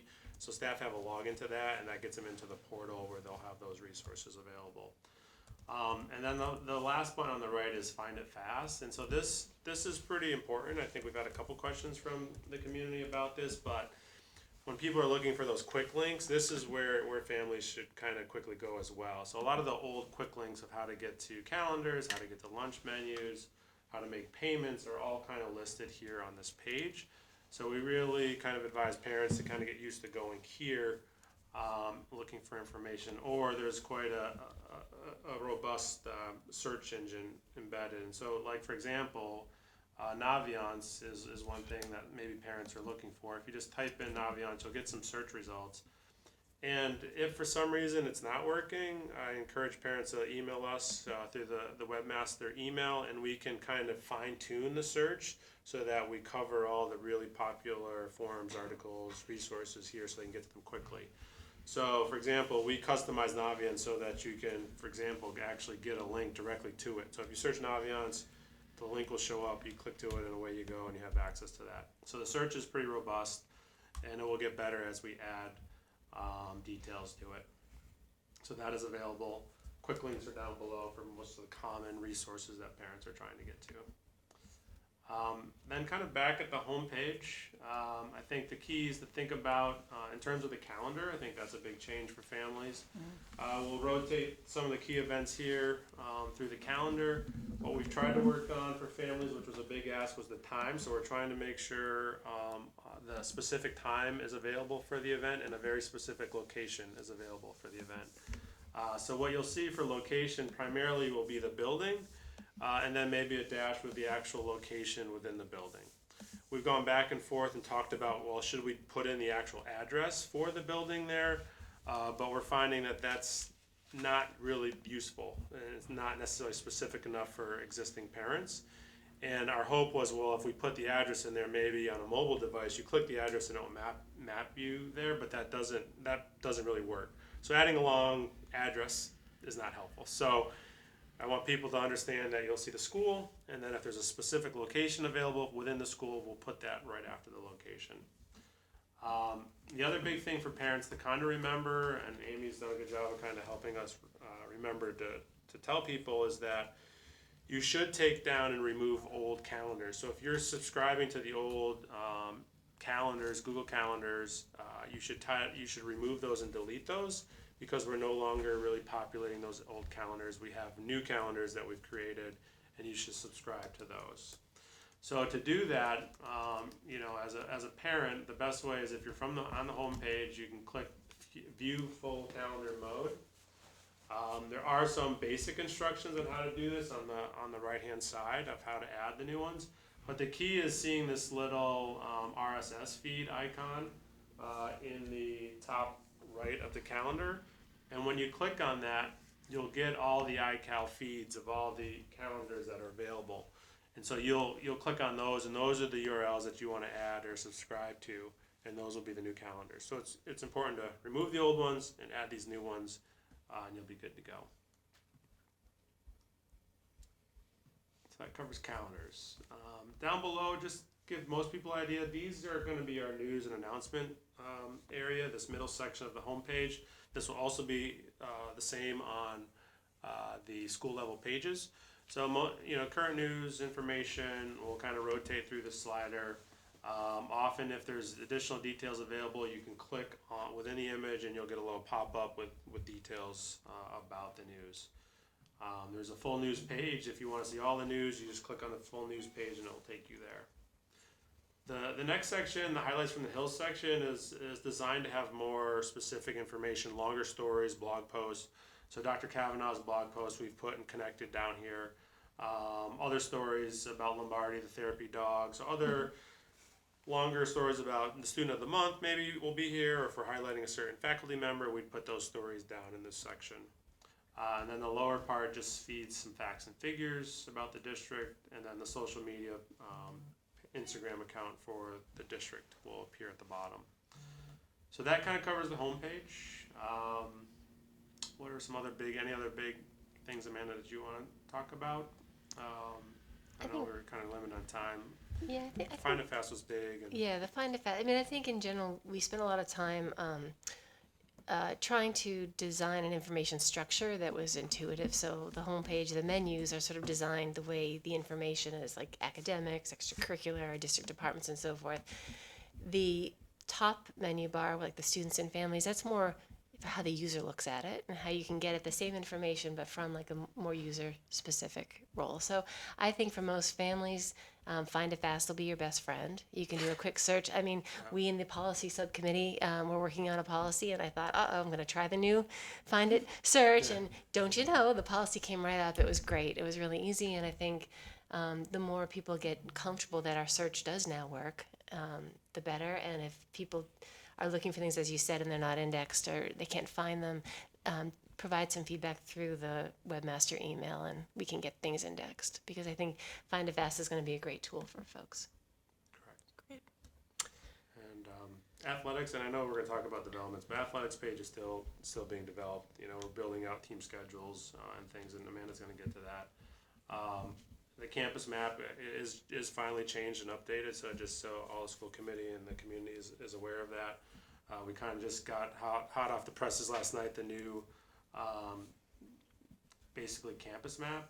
So it's kind of displayed over here. So we reworked the campus map. We added Elmwood School and Marathon to the map with a legend.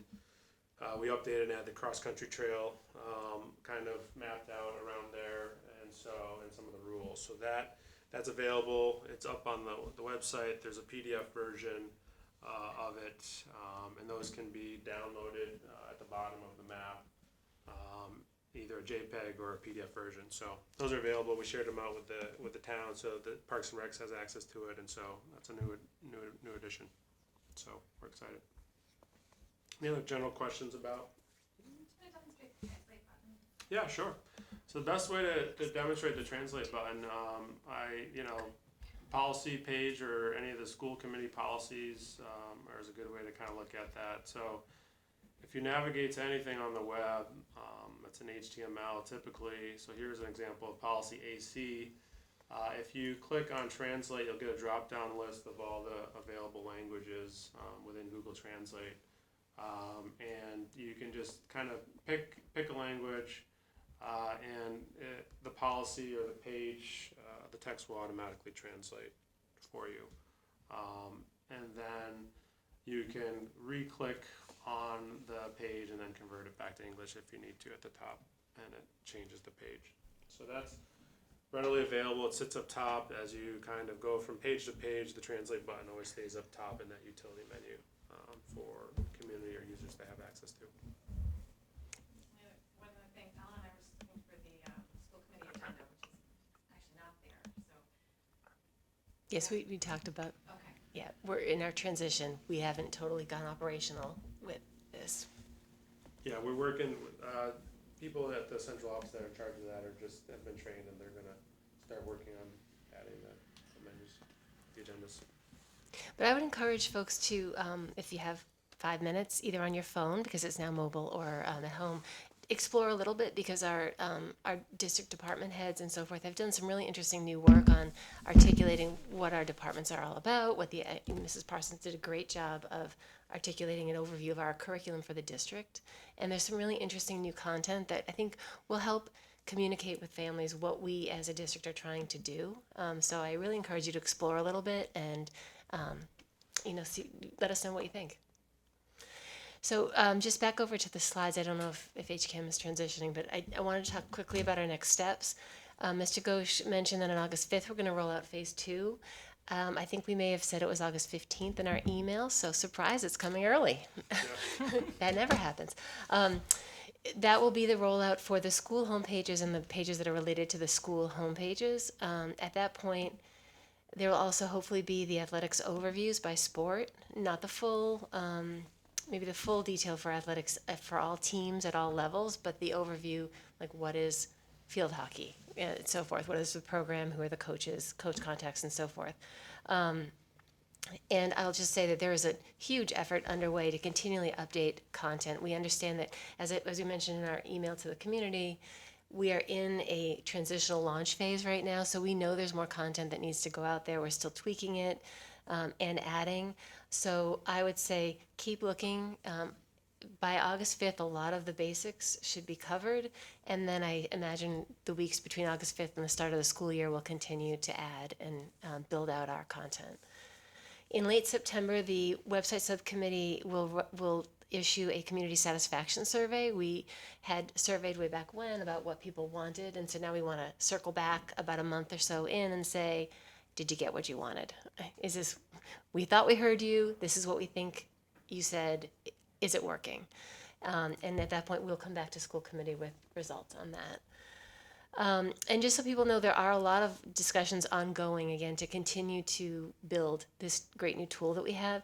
Mr. Ghosh and Ms. King are looking at the athletics events calendar. There's some complications with linking it to the Massachusetts Interscholastic Athletic Association. So we're trying to figure out the best solution for parents and teams to get the right information on calendaring.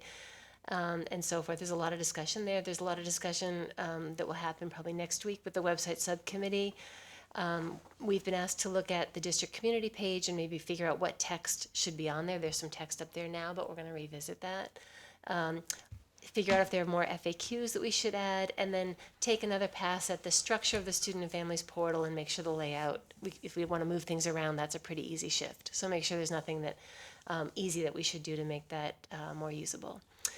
School committee, we will have to have an agenda item, Mina and Nancy, to look at our content in particular, just to talk about ways that we can use the tool to best communicate our policies. It's up there, but there may be some tweaking that we can do. We have some constraints because now our site is really great on the phone as well. It's mobile. And that changes a little bit of how we use tables and other constructs that we used in the past. So we will have to talk some about our content. And we also are looking at PDFs in translation. Like when we have PDFs, we have eliminated most of them, but there are a few. And when we have them, and we have them also in Mandarin and Spanish, where do we put them? Where does it make most sense? And that's a conversation with Ms. Kimball and Mr. Ghosh. So there's a lot of that kind of work still going on. So if you see something you think, oh gosh, that doesn't seem like it's quite right, probably there's a conversation going on. Feel free to flag it, but there is still a lot of work going on. The subcommittee was specifically tasked with keeping us on budget and on timeline, so I want to just touch base on this. We originally budgeted $45,000 for the development and delivery of this site. We went through several design iterations with Final Site to get our layouts the way we wanted them, and to also add some layouts to accommodate some tricky data that we had. It ran a little bit over budget, as most major website projects do, but not too much. And Mr. Ghosh was able to fund the gap of $3,500 or so through his existing IT budget, so that we ended up still within generally the confines of our original ask. There were some related investments.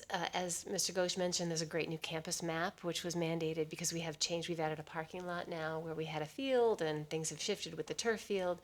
So that was already on the agenda, but it does tie nicely into the website. We get to reap the rewards, and that was paid for out of an anticipated expense from the IT budget. The timeline, we were targeting a July launch. We were constrained by the cost of running our old site.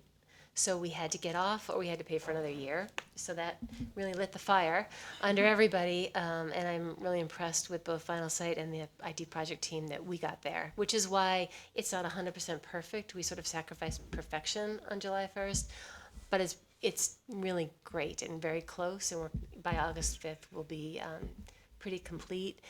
And I Most appreciate. schools would say take a year to 2 years to do the migration that we did in about 3 months. Yeah, it was a crazy They and didn't believe aggressive. we were gonna do it in 3 months. Aggressive timeline. So it's, I feel, I'm very proud of the work that you guys did, because I don't know how you did it. So it's great that you got there. And Final Site ended up being a good partner in getting there and turning things around as well. We were able to shut off the old site on time, so we did not incur any additional hosting charges. And as I mentioned, the content updates will be ongoing. We had like 3 main key new deliverables: accessibility, translation, and it being mobile friendly. I don't want to go on forever, but I think we're well on track to meet those needs.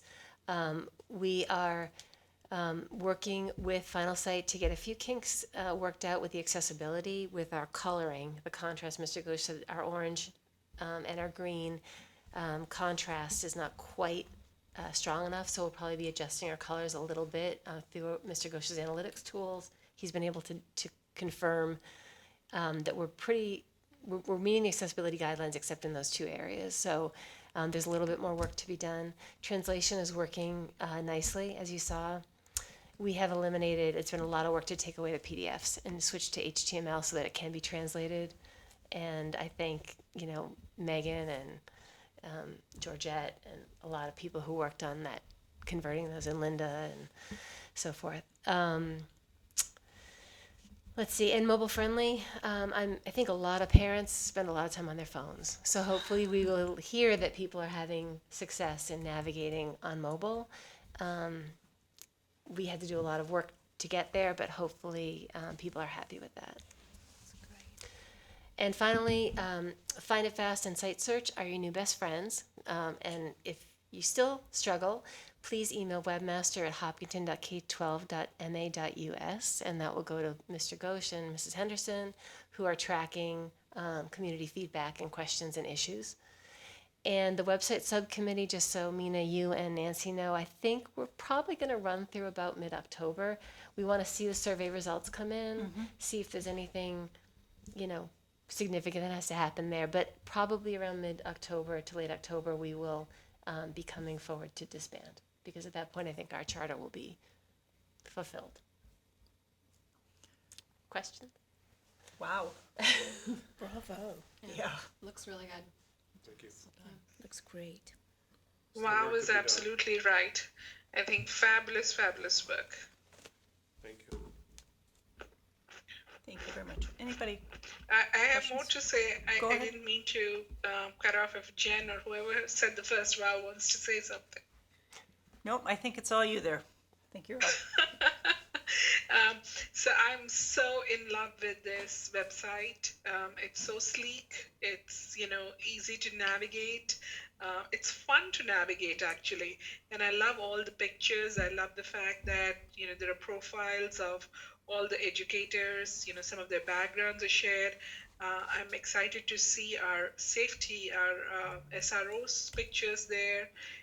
It looks like such thoughtful work, and it was done in such a methodical manner. What you have shared here, Amanda and Mr. Ghosh.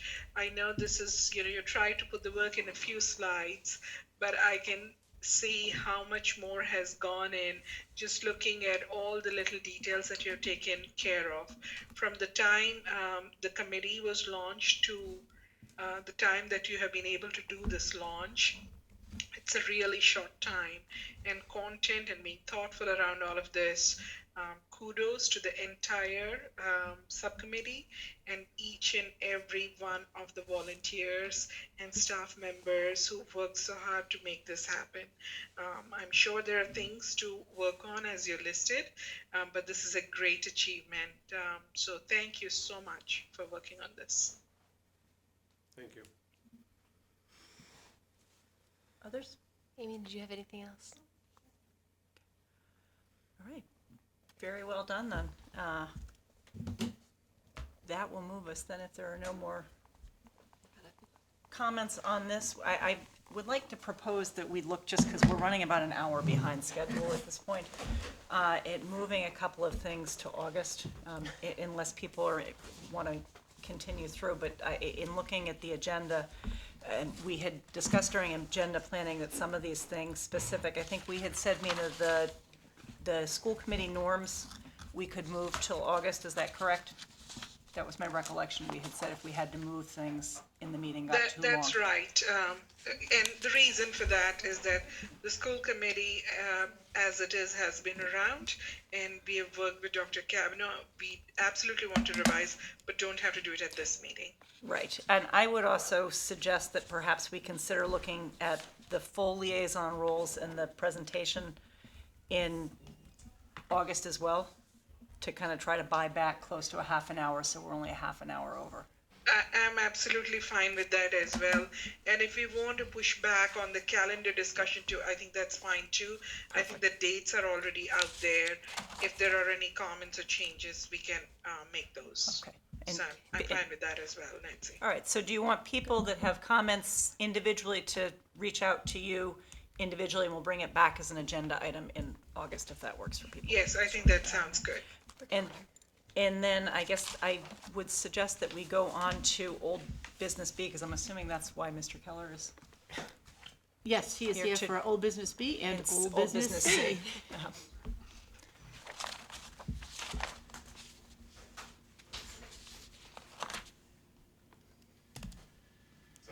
That's right, I called you out of order, sorry. No, that's all right. Good afternoon, thank you. So I have two field trip permission final approval forms that I'd like to bring in front of you today. The first is Nature's Classroom. This actually would mark, if approved, the 27th year that we would attend Nature's Classroom. The dates are Tuesday, October 15th through Friday, October 18th.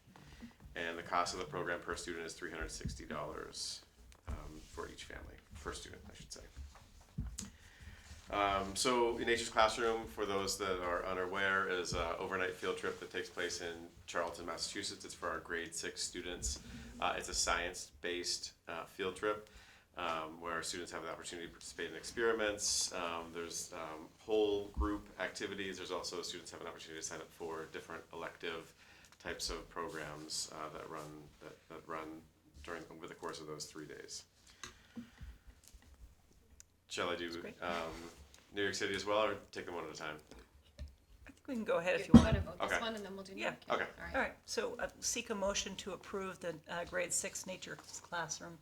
So moved. Second? Second. It's a motion by Meg, second by Amanda. We'll do a roll call starting with you, Meg. Aye. Amanda. Yes. Jen. Me is a yes, and Mina? Aye. Okay, so that is approved, and we'll go into the New York City then. Thank you. Also similar to Nature's Classroom, seeking final approval for our New York City trip for grade 8 this coming school year. The dates are Wednesday, June 10th through Friday, June 12th. The cost on New York City on this trip is a little bit more than last year, so it's actually $779 per student. That compares to $755 this past year, largely due to the number of students. So at present, I know Dr. Kavanaugh was mentioning enrollment earlier. At present, our current 8th grade is at 235, though I think that might be 239 now. I think I saw it earlier. But it comes down to numbers, and so the cost per student goes up when we have less students. We had 280 students attend in 2019. So as I mentioned, the cost is $779 per student. New York City, this past year we attended, when we arrived, we went to the Statue of Liberty. We were able to attend To Kill a Mockingbird on Broadway this past year, which is a book that we read in 8th grade. We have a dinner and boat cruise. We attended this past year the Museum of Modern Art, the 9/11 Museum, and a variety of other activities that tie into our curriculum as much as we can. It's great. Questions, comments? Okay, then I would seek a motion to approve the grade 8 trip to New York City. So moved. Second. So motion by Meg, second by Amanda. We'll do a roll call, starting with you, Meg. Aye. Amanda, Jen. Yes. I'm a yes. Mina? Aye. Okay, so thank you very much. Of course, Thank you. Thank you, Mr. Keller. Thank you. Thank you. Hope your summer's going well. Thank you. I appreciate that. Yes, it is. That's great, thank you. So then that allows us to go back to where we originally went out of order, which was at new business item F, which is the tech voting member participant. My understanding was this was a time-sensitive. This one is time sensitive. In fact, Tech called us the other day looking for our voting members, so I think we need to wrap this one up. Mina has served as our Tech voting member for the past year. Unlike other collaboratives, Tech will allow either a school committee member or the superintendent to be their voting member. So we are looking for someone to take on that role. And as we always say about Tech, they are a great organization. It's a collaborative that affords us professional learning, special education services. It does an awful lot. So. And just to refresh my memory and to make sure we all have the understanding, there's also, if the voting member is a school committee member, you still go as well, and vice versa. If you're the voting, or the superintendent's the voting member, a school committee member can still go. I go to as an some ex of officio. them. Okay. They also do superintendent lunch meetings, so I always go to the superintendent lunch meeting, and do go to some of the assistant superintendent meetings. Yeah. So it's And great just- for job alike. For clarification, what is I know the meeting days and times are fairly standard each month. Yeah, they're Meeting. Friday mornings at 9 o'clock in Walpole. Is that correct, Mina? 8:15 is the time people start getting together. 8:30 is the starting time. I would say it's about a 45-minute drive from Hopkinton, and there's usually not much traffic. Friday morning, you're going against traffic, but it is a good 45-minute drive. I personally think it's a fabulous opportunity to learn, to connect with people, and also to see a different, being part of a different board and how that is managed. So you kind of get a very good feel for it. Fabulous people. We don't have any students going to tech at the moment. However, the services that they offer and the opportunity to network is great. What I was thinking was, given the time commitment, what ends up happening is many times they're short on quorum. So pretty much every time someone should be there, the voting member, I think it's important that the person be there physically present, right? Versus a liaison that we assign from the school committee, we can choose based on the agenda to participate. So I was hoping that if Dr. Kavanaugh had the bandwidth to be the voting member, because they look at all the budgets, they look at a bunch of those documents to approve on, and we can have someone else, was that Jen who was showing some interest? Well, I am interested. Yeah, you're right. That's a tricky time. 8:15 on a Friday morning is a tricky time, but yeah. Yeah, I could do that. So, Are you good with that though? I mean, There are a lot of superintendents who do go to They the do. Friday morning at 8:15 time. okay. Yeah. And is it I'm every fine with it. month, every other, twice It's once a month. Once a month? Okay. yeah, yes, it is once a month. Like I said, we can have Dr. Kavanaugh be the voting member, but we can still have someone else give it a try this year as a liaison. I have enjoyed it thoroughly. Like I said, excellent networking opportunity. So this way, you would have an opportunity to pick and choose which days you want to go based on the topic.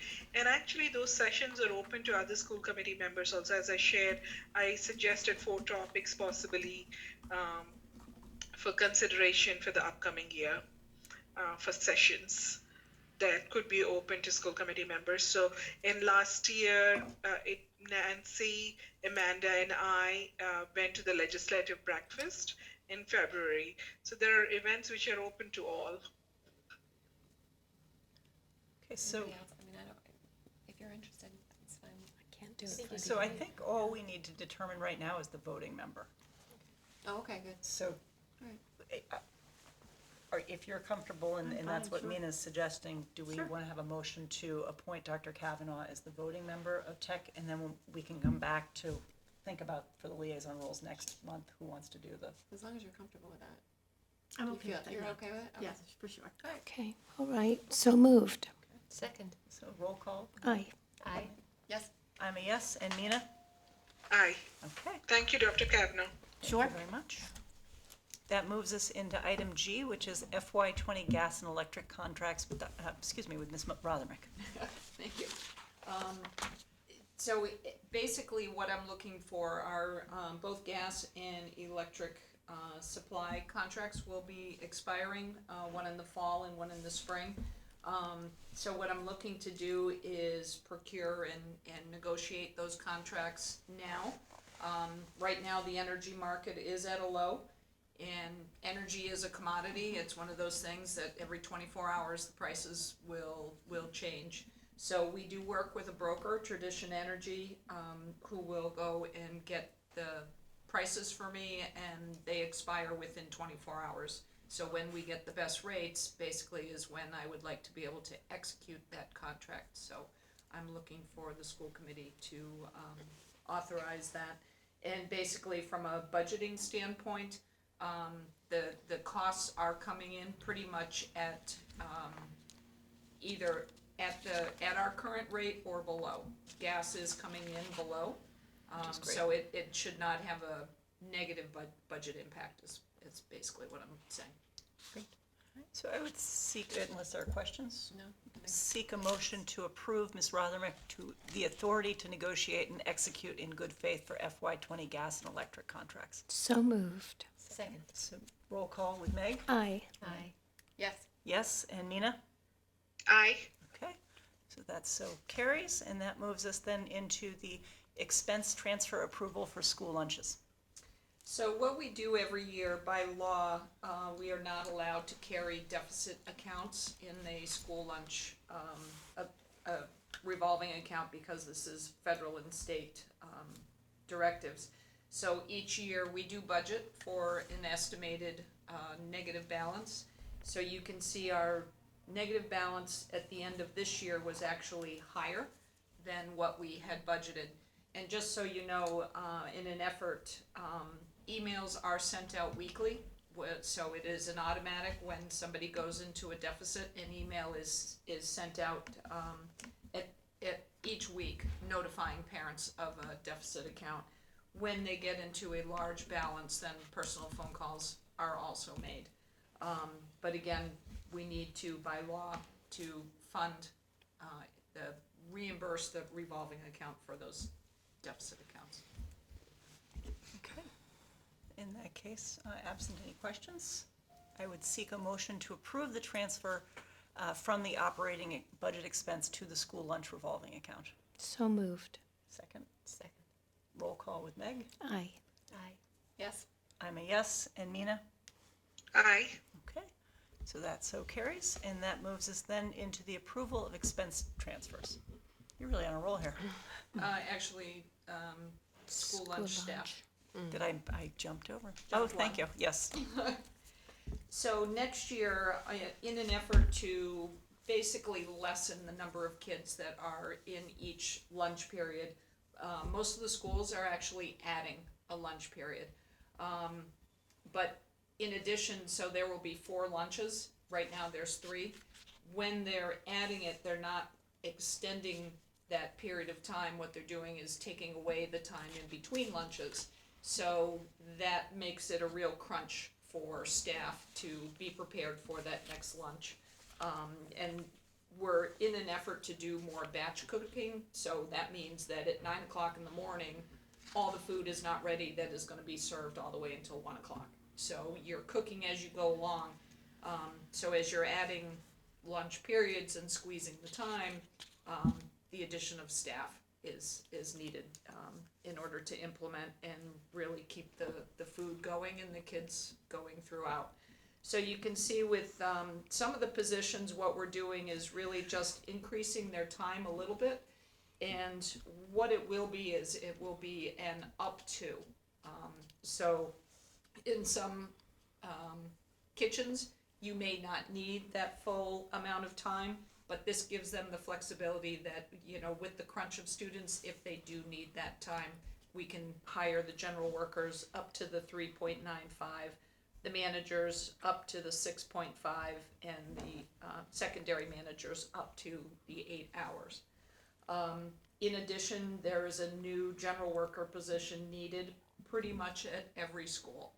And then the addition of a clerk, but also eliminating a float position, which is what we did put in place this year, earlier, that was brought to the school committee.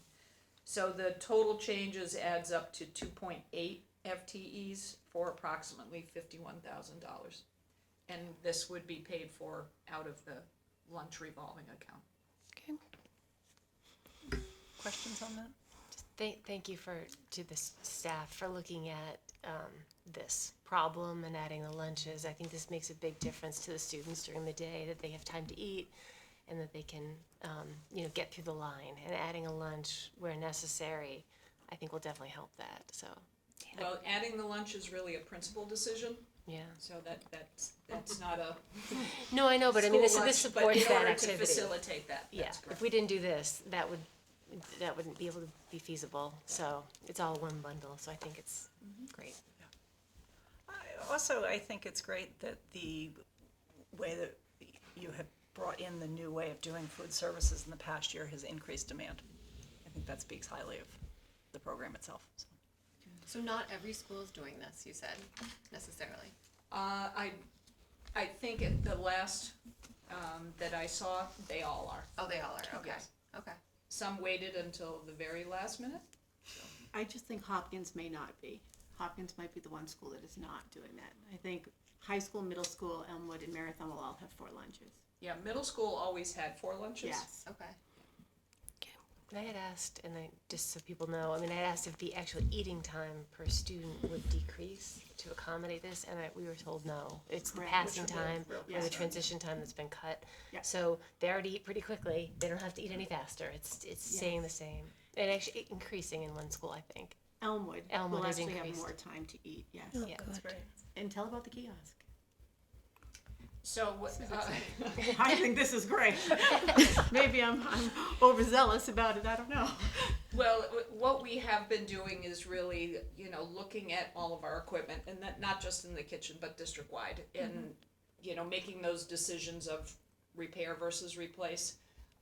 So in each of the kitchens, they will all now have a steamer unit, which is a unit that only right now the Marathon has because it's a brand-new kitchen. So it helps to facilitate, so you have an oven, you have a cooktop, and now you have a steamer, so it helps to facilitate and cook food faster. So that's one thing that will happen. Couple of schools also got new warming units, so as you are batch cooking the food, you now have a warming unit that's right there at the line.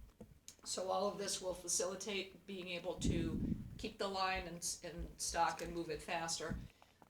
In addition, what we're doing at the high school is we're putting in place a kiosk which will have the grab-and-go items, and that will be on the opposite side of where you walk into the kitchen. So it'll be in the cafeteria, but over on the opposite side, again, to kind of spread the kids. So the kids that are just looking for that grab-and-go can go to the kiosk and, move and be on their way. So all really in an effort to, get our equipment up to speed, what it needs to be to fill the lines, to cook more efficiently, and do the best to move the kids through the lines. That's great. That's great. All right, then are we See, ready everyone's for excited. a motion? Very Again, it goes to the staffing, so if you put a kiosk, you need staff. That's right. Are we ready for a motion to approve the additional school lunch staff request as outlined in the memorandum? So moved. Second. Okay, so roll call starting with Meg. Aye. Aye. Yes. I am a yes, and Mina? Yes, Okay, thank you. excellent, thank you. Then that brings us into the approval of expense transfers. So the approval of the expense transfers, we spoke a little bit about with the final financial report in the very beginning of the meeting. And again, just to lessen our use of the building use revolving and lessen our use of the circuit breaker. And again, that sets us up financially for future budgets. Questions? Okay, then I would seek a motion to approve the expense transfer requests as outlined for FY19. So moved. Second. Second, a roll call. Aye. Aye. Yes. I'm a yes. Mina? Yes, Okay, that's great. And that moves us into approval for rooftop solar site agreement. So again, back in January, we had spoken about potential alternative energy opportunities for the district. So one of the contracts, which would be the PPA for the Marathon School, what you need legally is this site access agreement. The vendor would be coming and installing the solar equipment, but it is not equipment that becomes the property of Hopkinton Public Schools. They retain ownership of that. So in order for them to do that, which is different than a vendor coming and putting in a piece of equipment that then becomes the property of the Hopkinton Public Schools. So in order for them to do that legally, this is a document that the attorney drew up, which is this access agreement, which would allow them to do that. Any questions?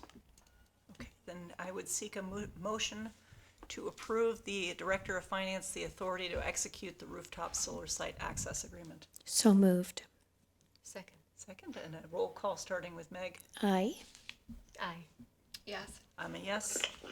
Mina? yes, Okay, and that so carries, and we had agreed that we were gonna come back to the school committee norms. We've already done the old business A, B, and C, so that brings us into old business D, which is policy BEHD, public participation at school committee meetings, and that's on for you, Dr. Kaplan. Okay. So I know that we had talked about this last time, and the one concern that people had, I think, with policy BEDH as it was written, is that in sort of copying verbatim Natick's policy, which did come recommended to us through ACLU and MASS, one of the things that they have in their policy was that there would be a sign-up sheet kind of giving people in order in which they would present, and then also a limitation to the number of people who could present because they had sort of capped their public speak at 15 minutes. So the iteration that you see in front of us really is just that iteration with the removal of the sign-up sheet, but with everything else pretty much looking the same. And we did receive, I think we all received community feedback with support of that. Yes. Yes. Yep. So, any other comments or questions? Okay. I guess I just want to, was someone saying something? Nope. Which I didn't hear? I think it's you. I guess, I appreciate the feedback that we received and from the chair of the youth commission around the sign-up sheet. I think that was very valid.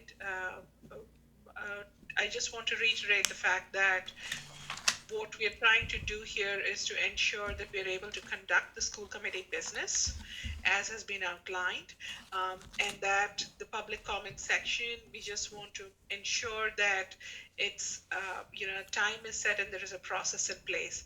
Of course, if there is an issue of concern for the community, we should look for ways to bring it into the school committee agenda and consideration in an appropriate manner. So this is in no way an attempt to suppress voices or to cut down conversations at all. Based on the topic that comes up that concerns the community, it might be something that comes on the agenda. It could end up with some kind of a forum that we think of. So all of those options will continue to remain. Great. Great, thank you. So I would then seek a motion, right? Let me just make sure I have the wording right here.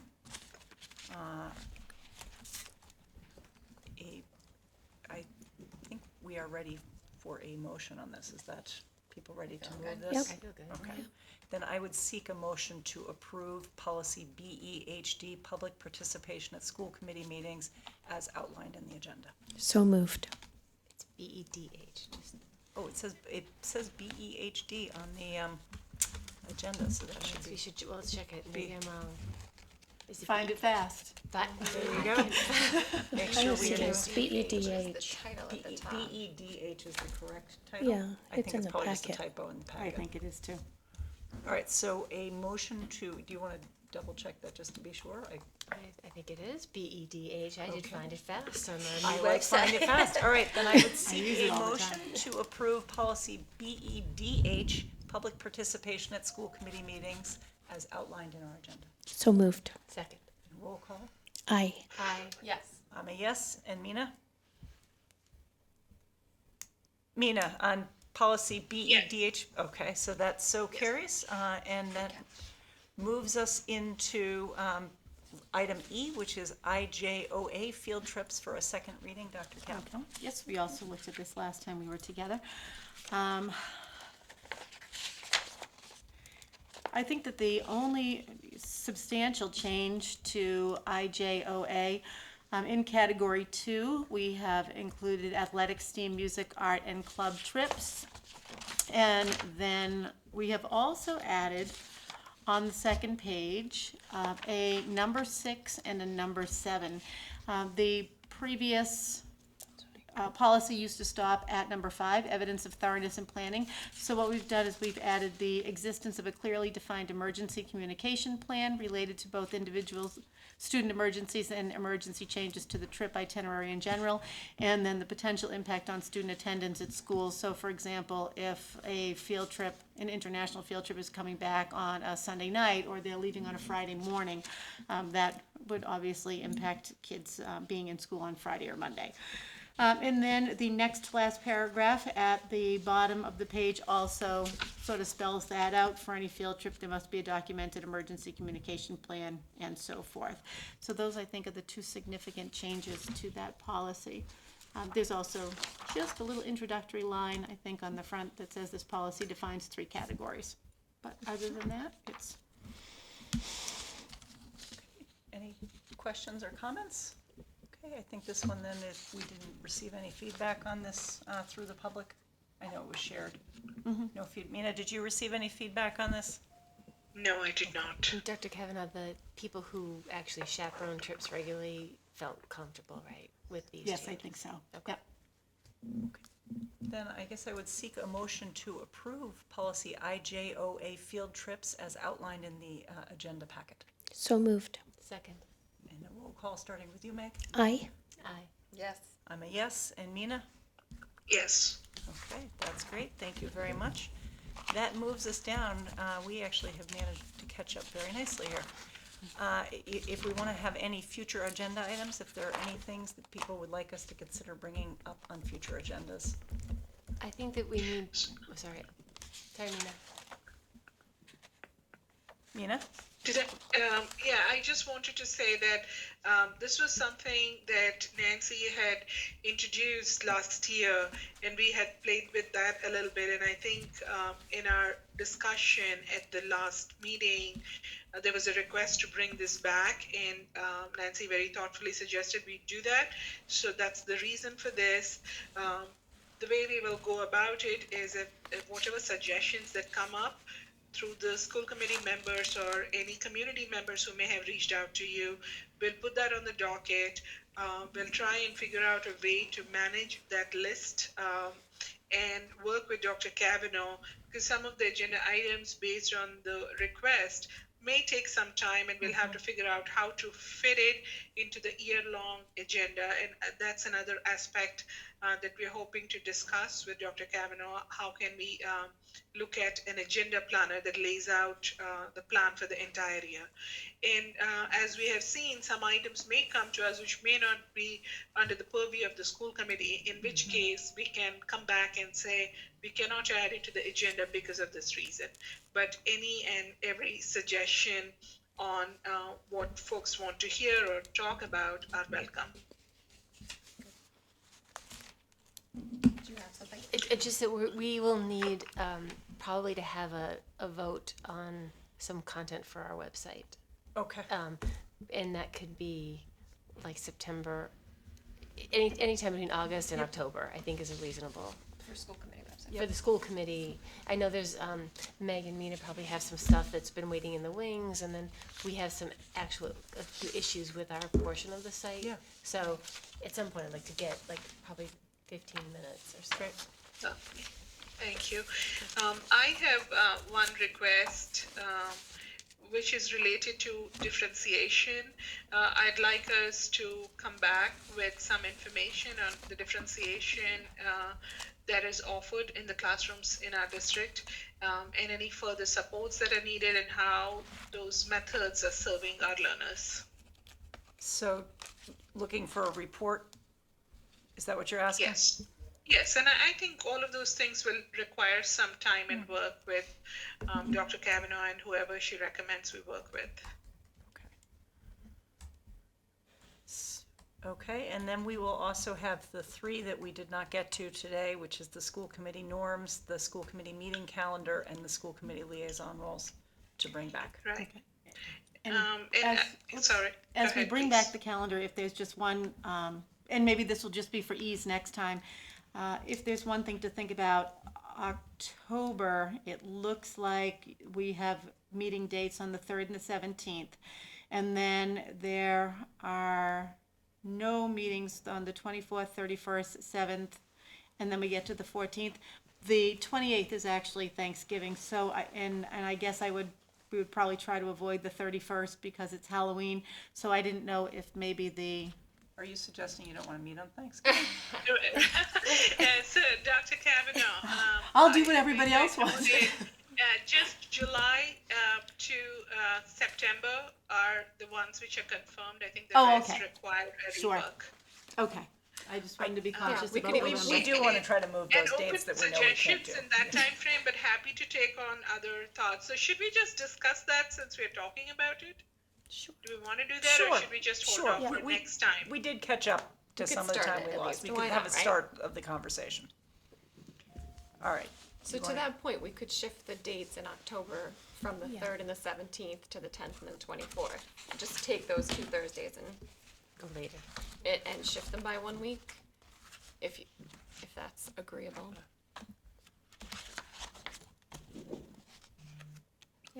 Okay, so we're looking at the calendar now. So we're back to, is that right, Nancy? Yes, so we're back to the calendar, and we were, do you want to start with something particular that you wanted to say? I just want to say that if we look at the calendar, we had discussed this at our last meeting, and the thought process was to have those 3 categories. There was feedback that was received that probably we should have more office hours. There was some discussions about, going back to folks to confirm some of the dates, etc. So Nancy and I actually looked at this together. We added 2 office hours. One is coming up next month, tied with the farmers market, and then in September tied. We thought possibly going to the spoon as an option for office hours. So those were the two office hours that came up. We shifted the dates as requested by Dr. Kavanaugh to accommodate Ms. Parson, and I think Nancy had also requested. And anyhow, that was our schedule from the beginning. So shifted those back to the appropriate Thursdays. Besides that, as I shared, the information on this self-paced learning, it's more happening through some dissemination of details that I am receiving at this point in time. There isn't really any module that's readily available.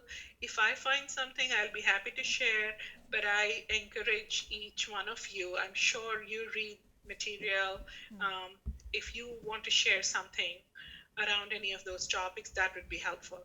The other thing we did was the training related to visions. It doesn't look like it's going to happen in September, so it'll likely happen in October, so we shifted that out. So those were the major changes, really.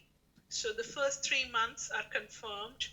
The next set of dates as they get finalized, we will confirm that in terms of dates and timings. But I think the bigger part is attaching the agenda planner and tying that to the calendar.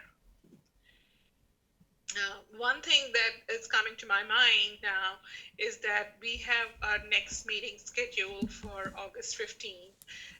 Given the fact that we'll be going over school improvement plans, and I'm sure there's some other items that will come up, we are talking about school committee goal setting, norms, and also the liaison roles. I'm wondering if we would need to look at the timing, if we had to extend that. Perhaps Nancy and I will reach out to all of you to see if we can either extend that meeting or do we go for an additional session. But besides that, the calendar of the next, for this first quarter is in front of you. If there are any thoughts and suggestions that we should consider, please let us know. Well, shouldn't we switcheroo the October dates now? Because if we Yeah. wait till I think so, August, yeah. that gets a little messy. Yeah. Yeah, I thought for expediency, it would be good to just. Go ahead Yeah. and do that. Yeah. So Right, to the so- 10th and 24th of October. And then there Those would make only be sense. one November meeting on the 14th. So I'll take feedback on the rest of the dates happily, but I wouldn't want you to focus too much on that portion because that hasn't gone through the next iteration. Except that we do want to put that up on the calendar for the public to know if we're going to change our meetings. Oh, absolutely, absolutely. Yeah, no, there are corrections to be made based on our feedback from even the last session. We talked about a bunch of options. What are the possible places where we could have the office hours? How can we ensure that all the events that we attend are, going to all the schools, all student interests, that we are going to a drama event, we're possibly going to a musical event. We were thinking about the Friends of CPAC bingo night. These are the bunch of things that we talked about as making sure that there is a presence and the school committee makes an effort to show support.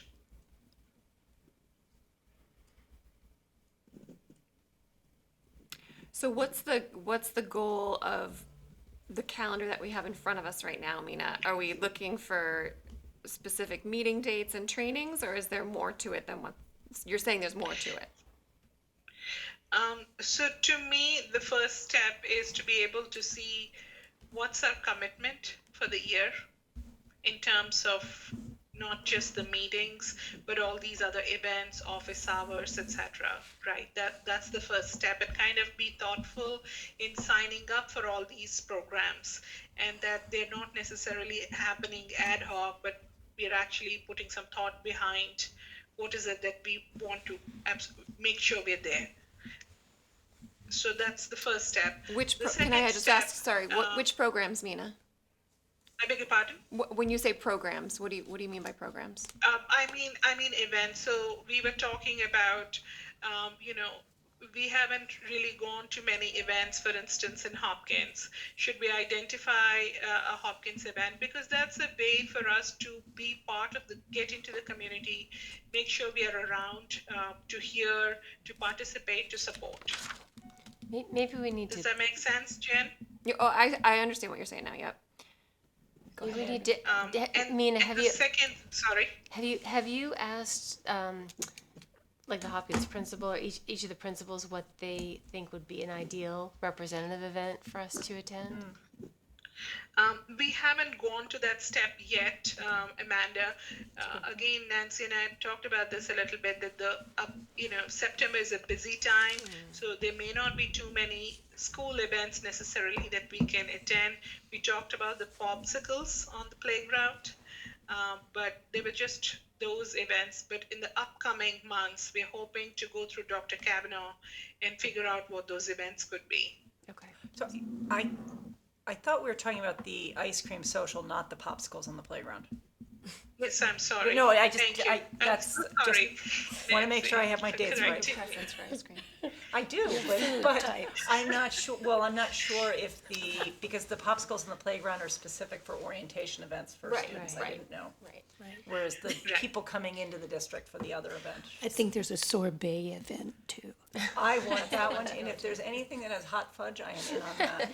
So what are we looking at today for the calendar then? Like what, it's on the agenda, but I guess I don't have a clear understanding of what we're doing with it.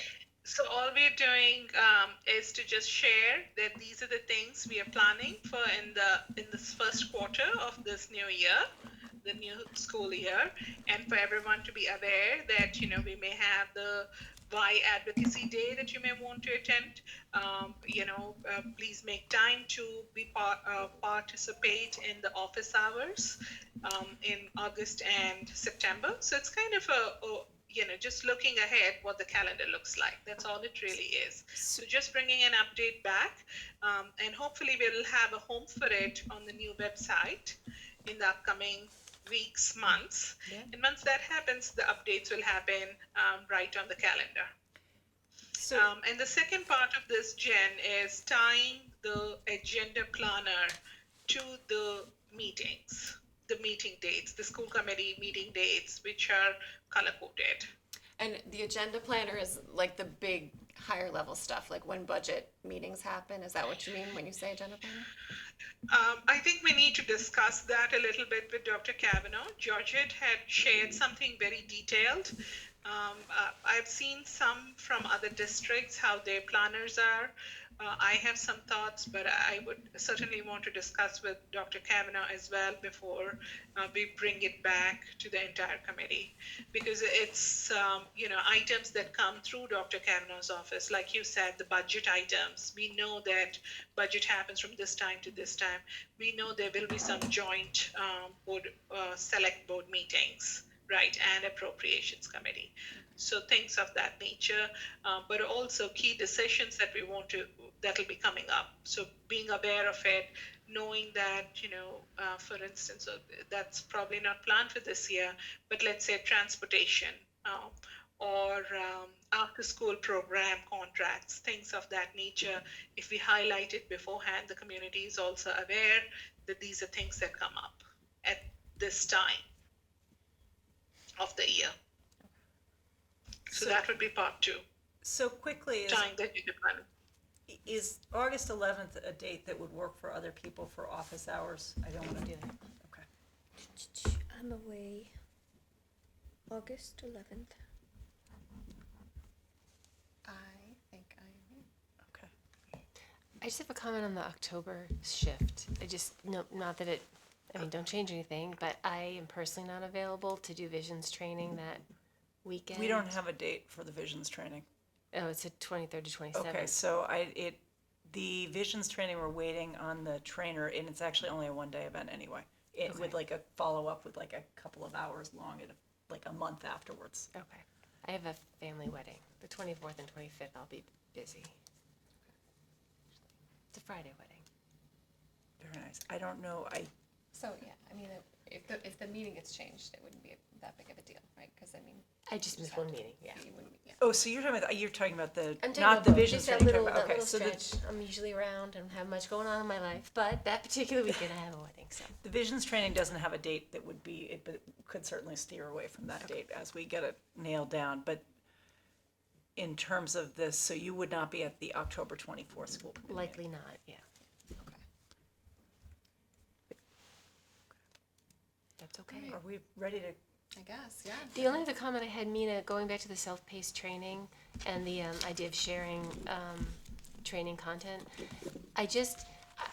I'm weird about email and I like to be able to figure out what bucket it goes in when it comes in. So I'm wondering if people could preface the subject with self-paced training, just so that when it comes out, I can connect it with these like peach-colored dots on the calendar. And it's kind of weird, but No, that's a good at least idea. can help me yeah. put it into its own folder or bucket or something, so I can think of it in that way. Okay. That's good for me. All right, I think we're maybe starting to, our brains are getting, at least, I'll speak for myself, my brain is starting to wind down here. So do we want to move into items by consensus? Definitely. Sure thing. So as superintendent, I recommend that you approve the items by consensus as outlined in the agenda. So moved. Second. Okay, we'll do a roll call. Aye. Aye. Yes. Yes. Mina?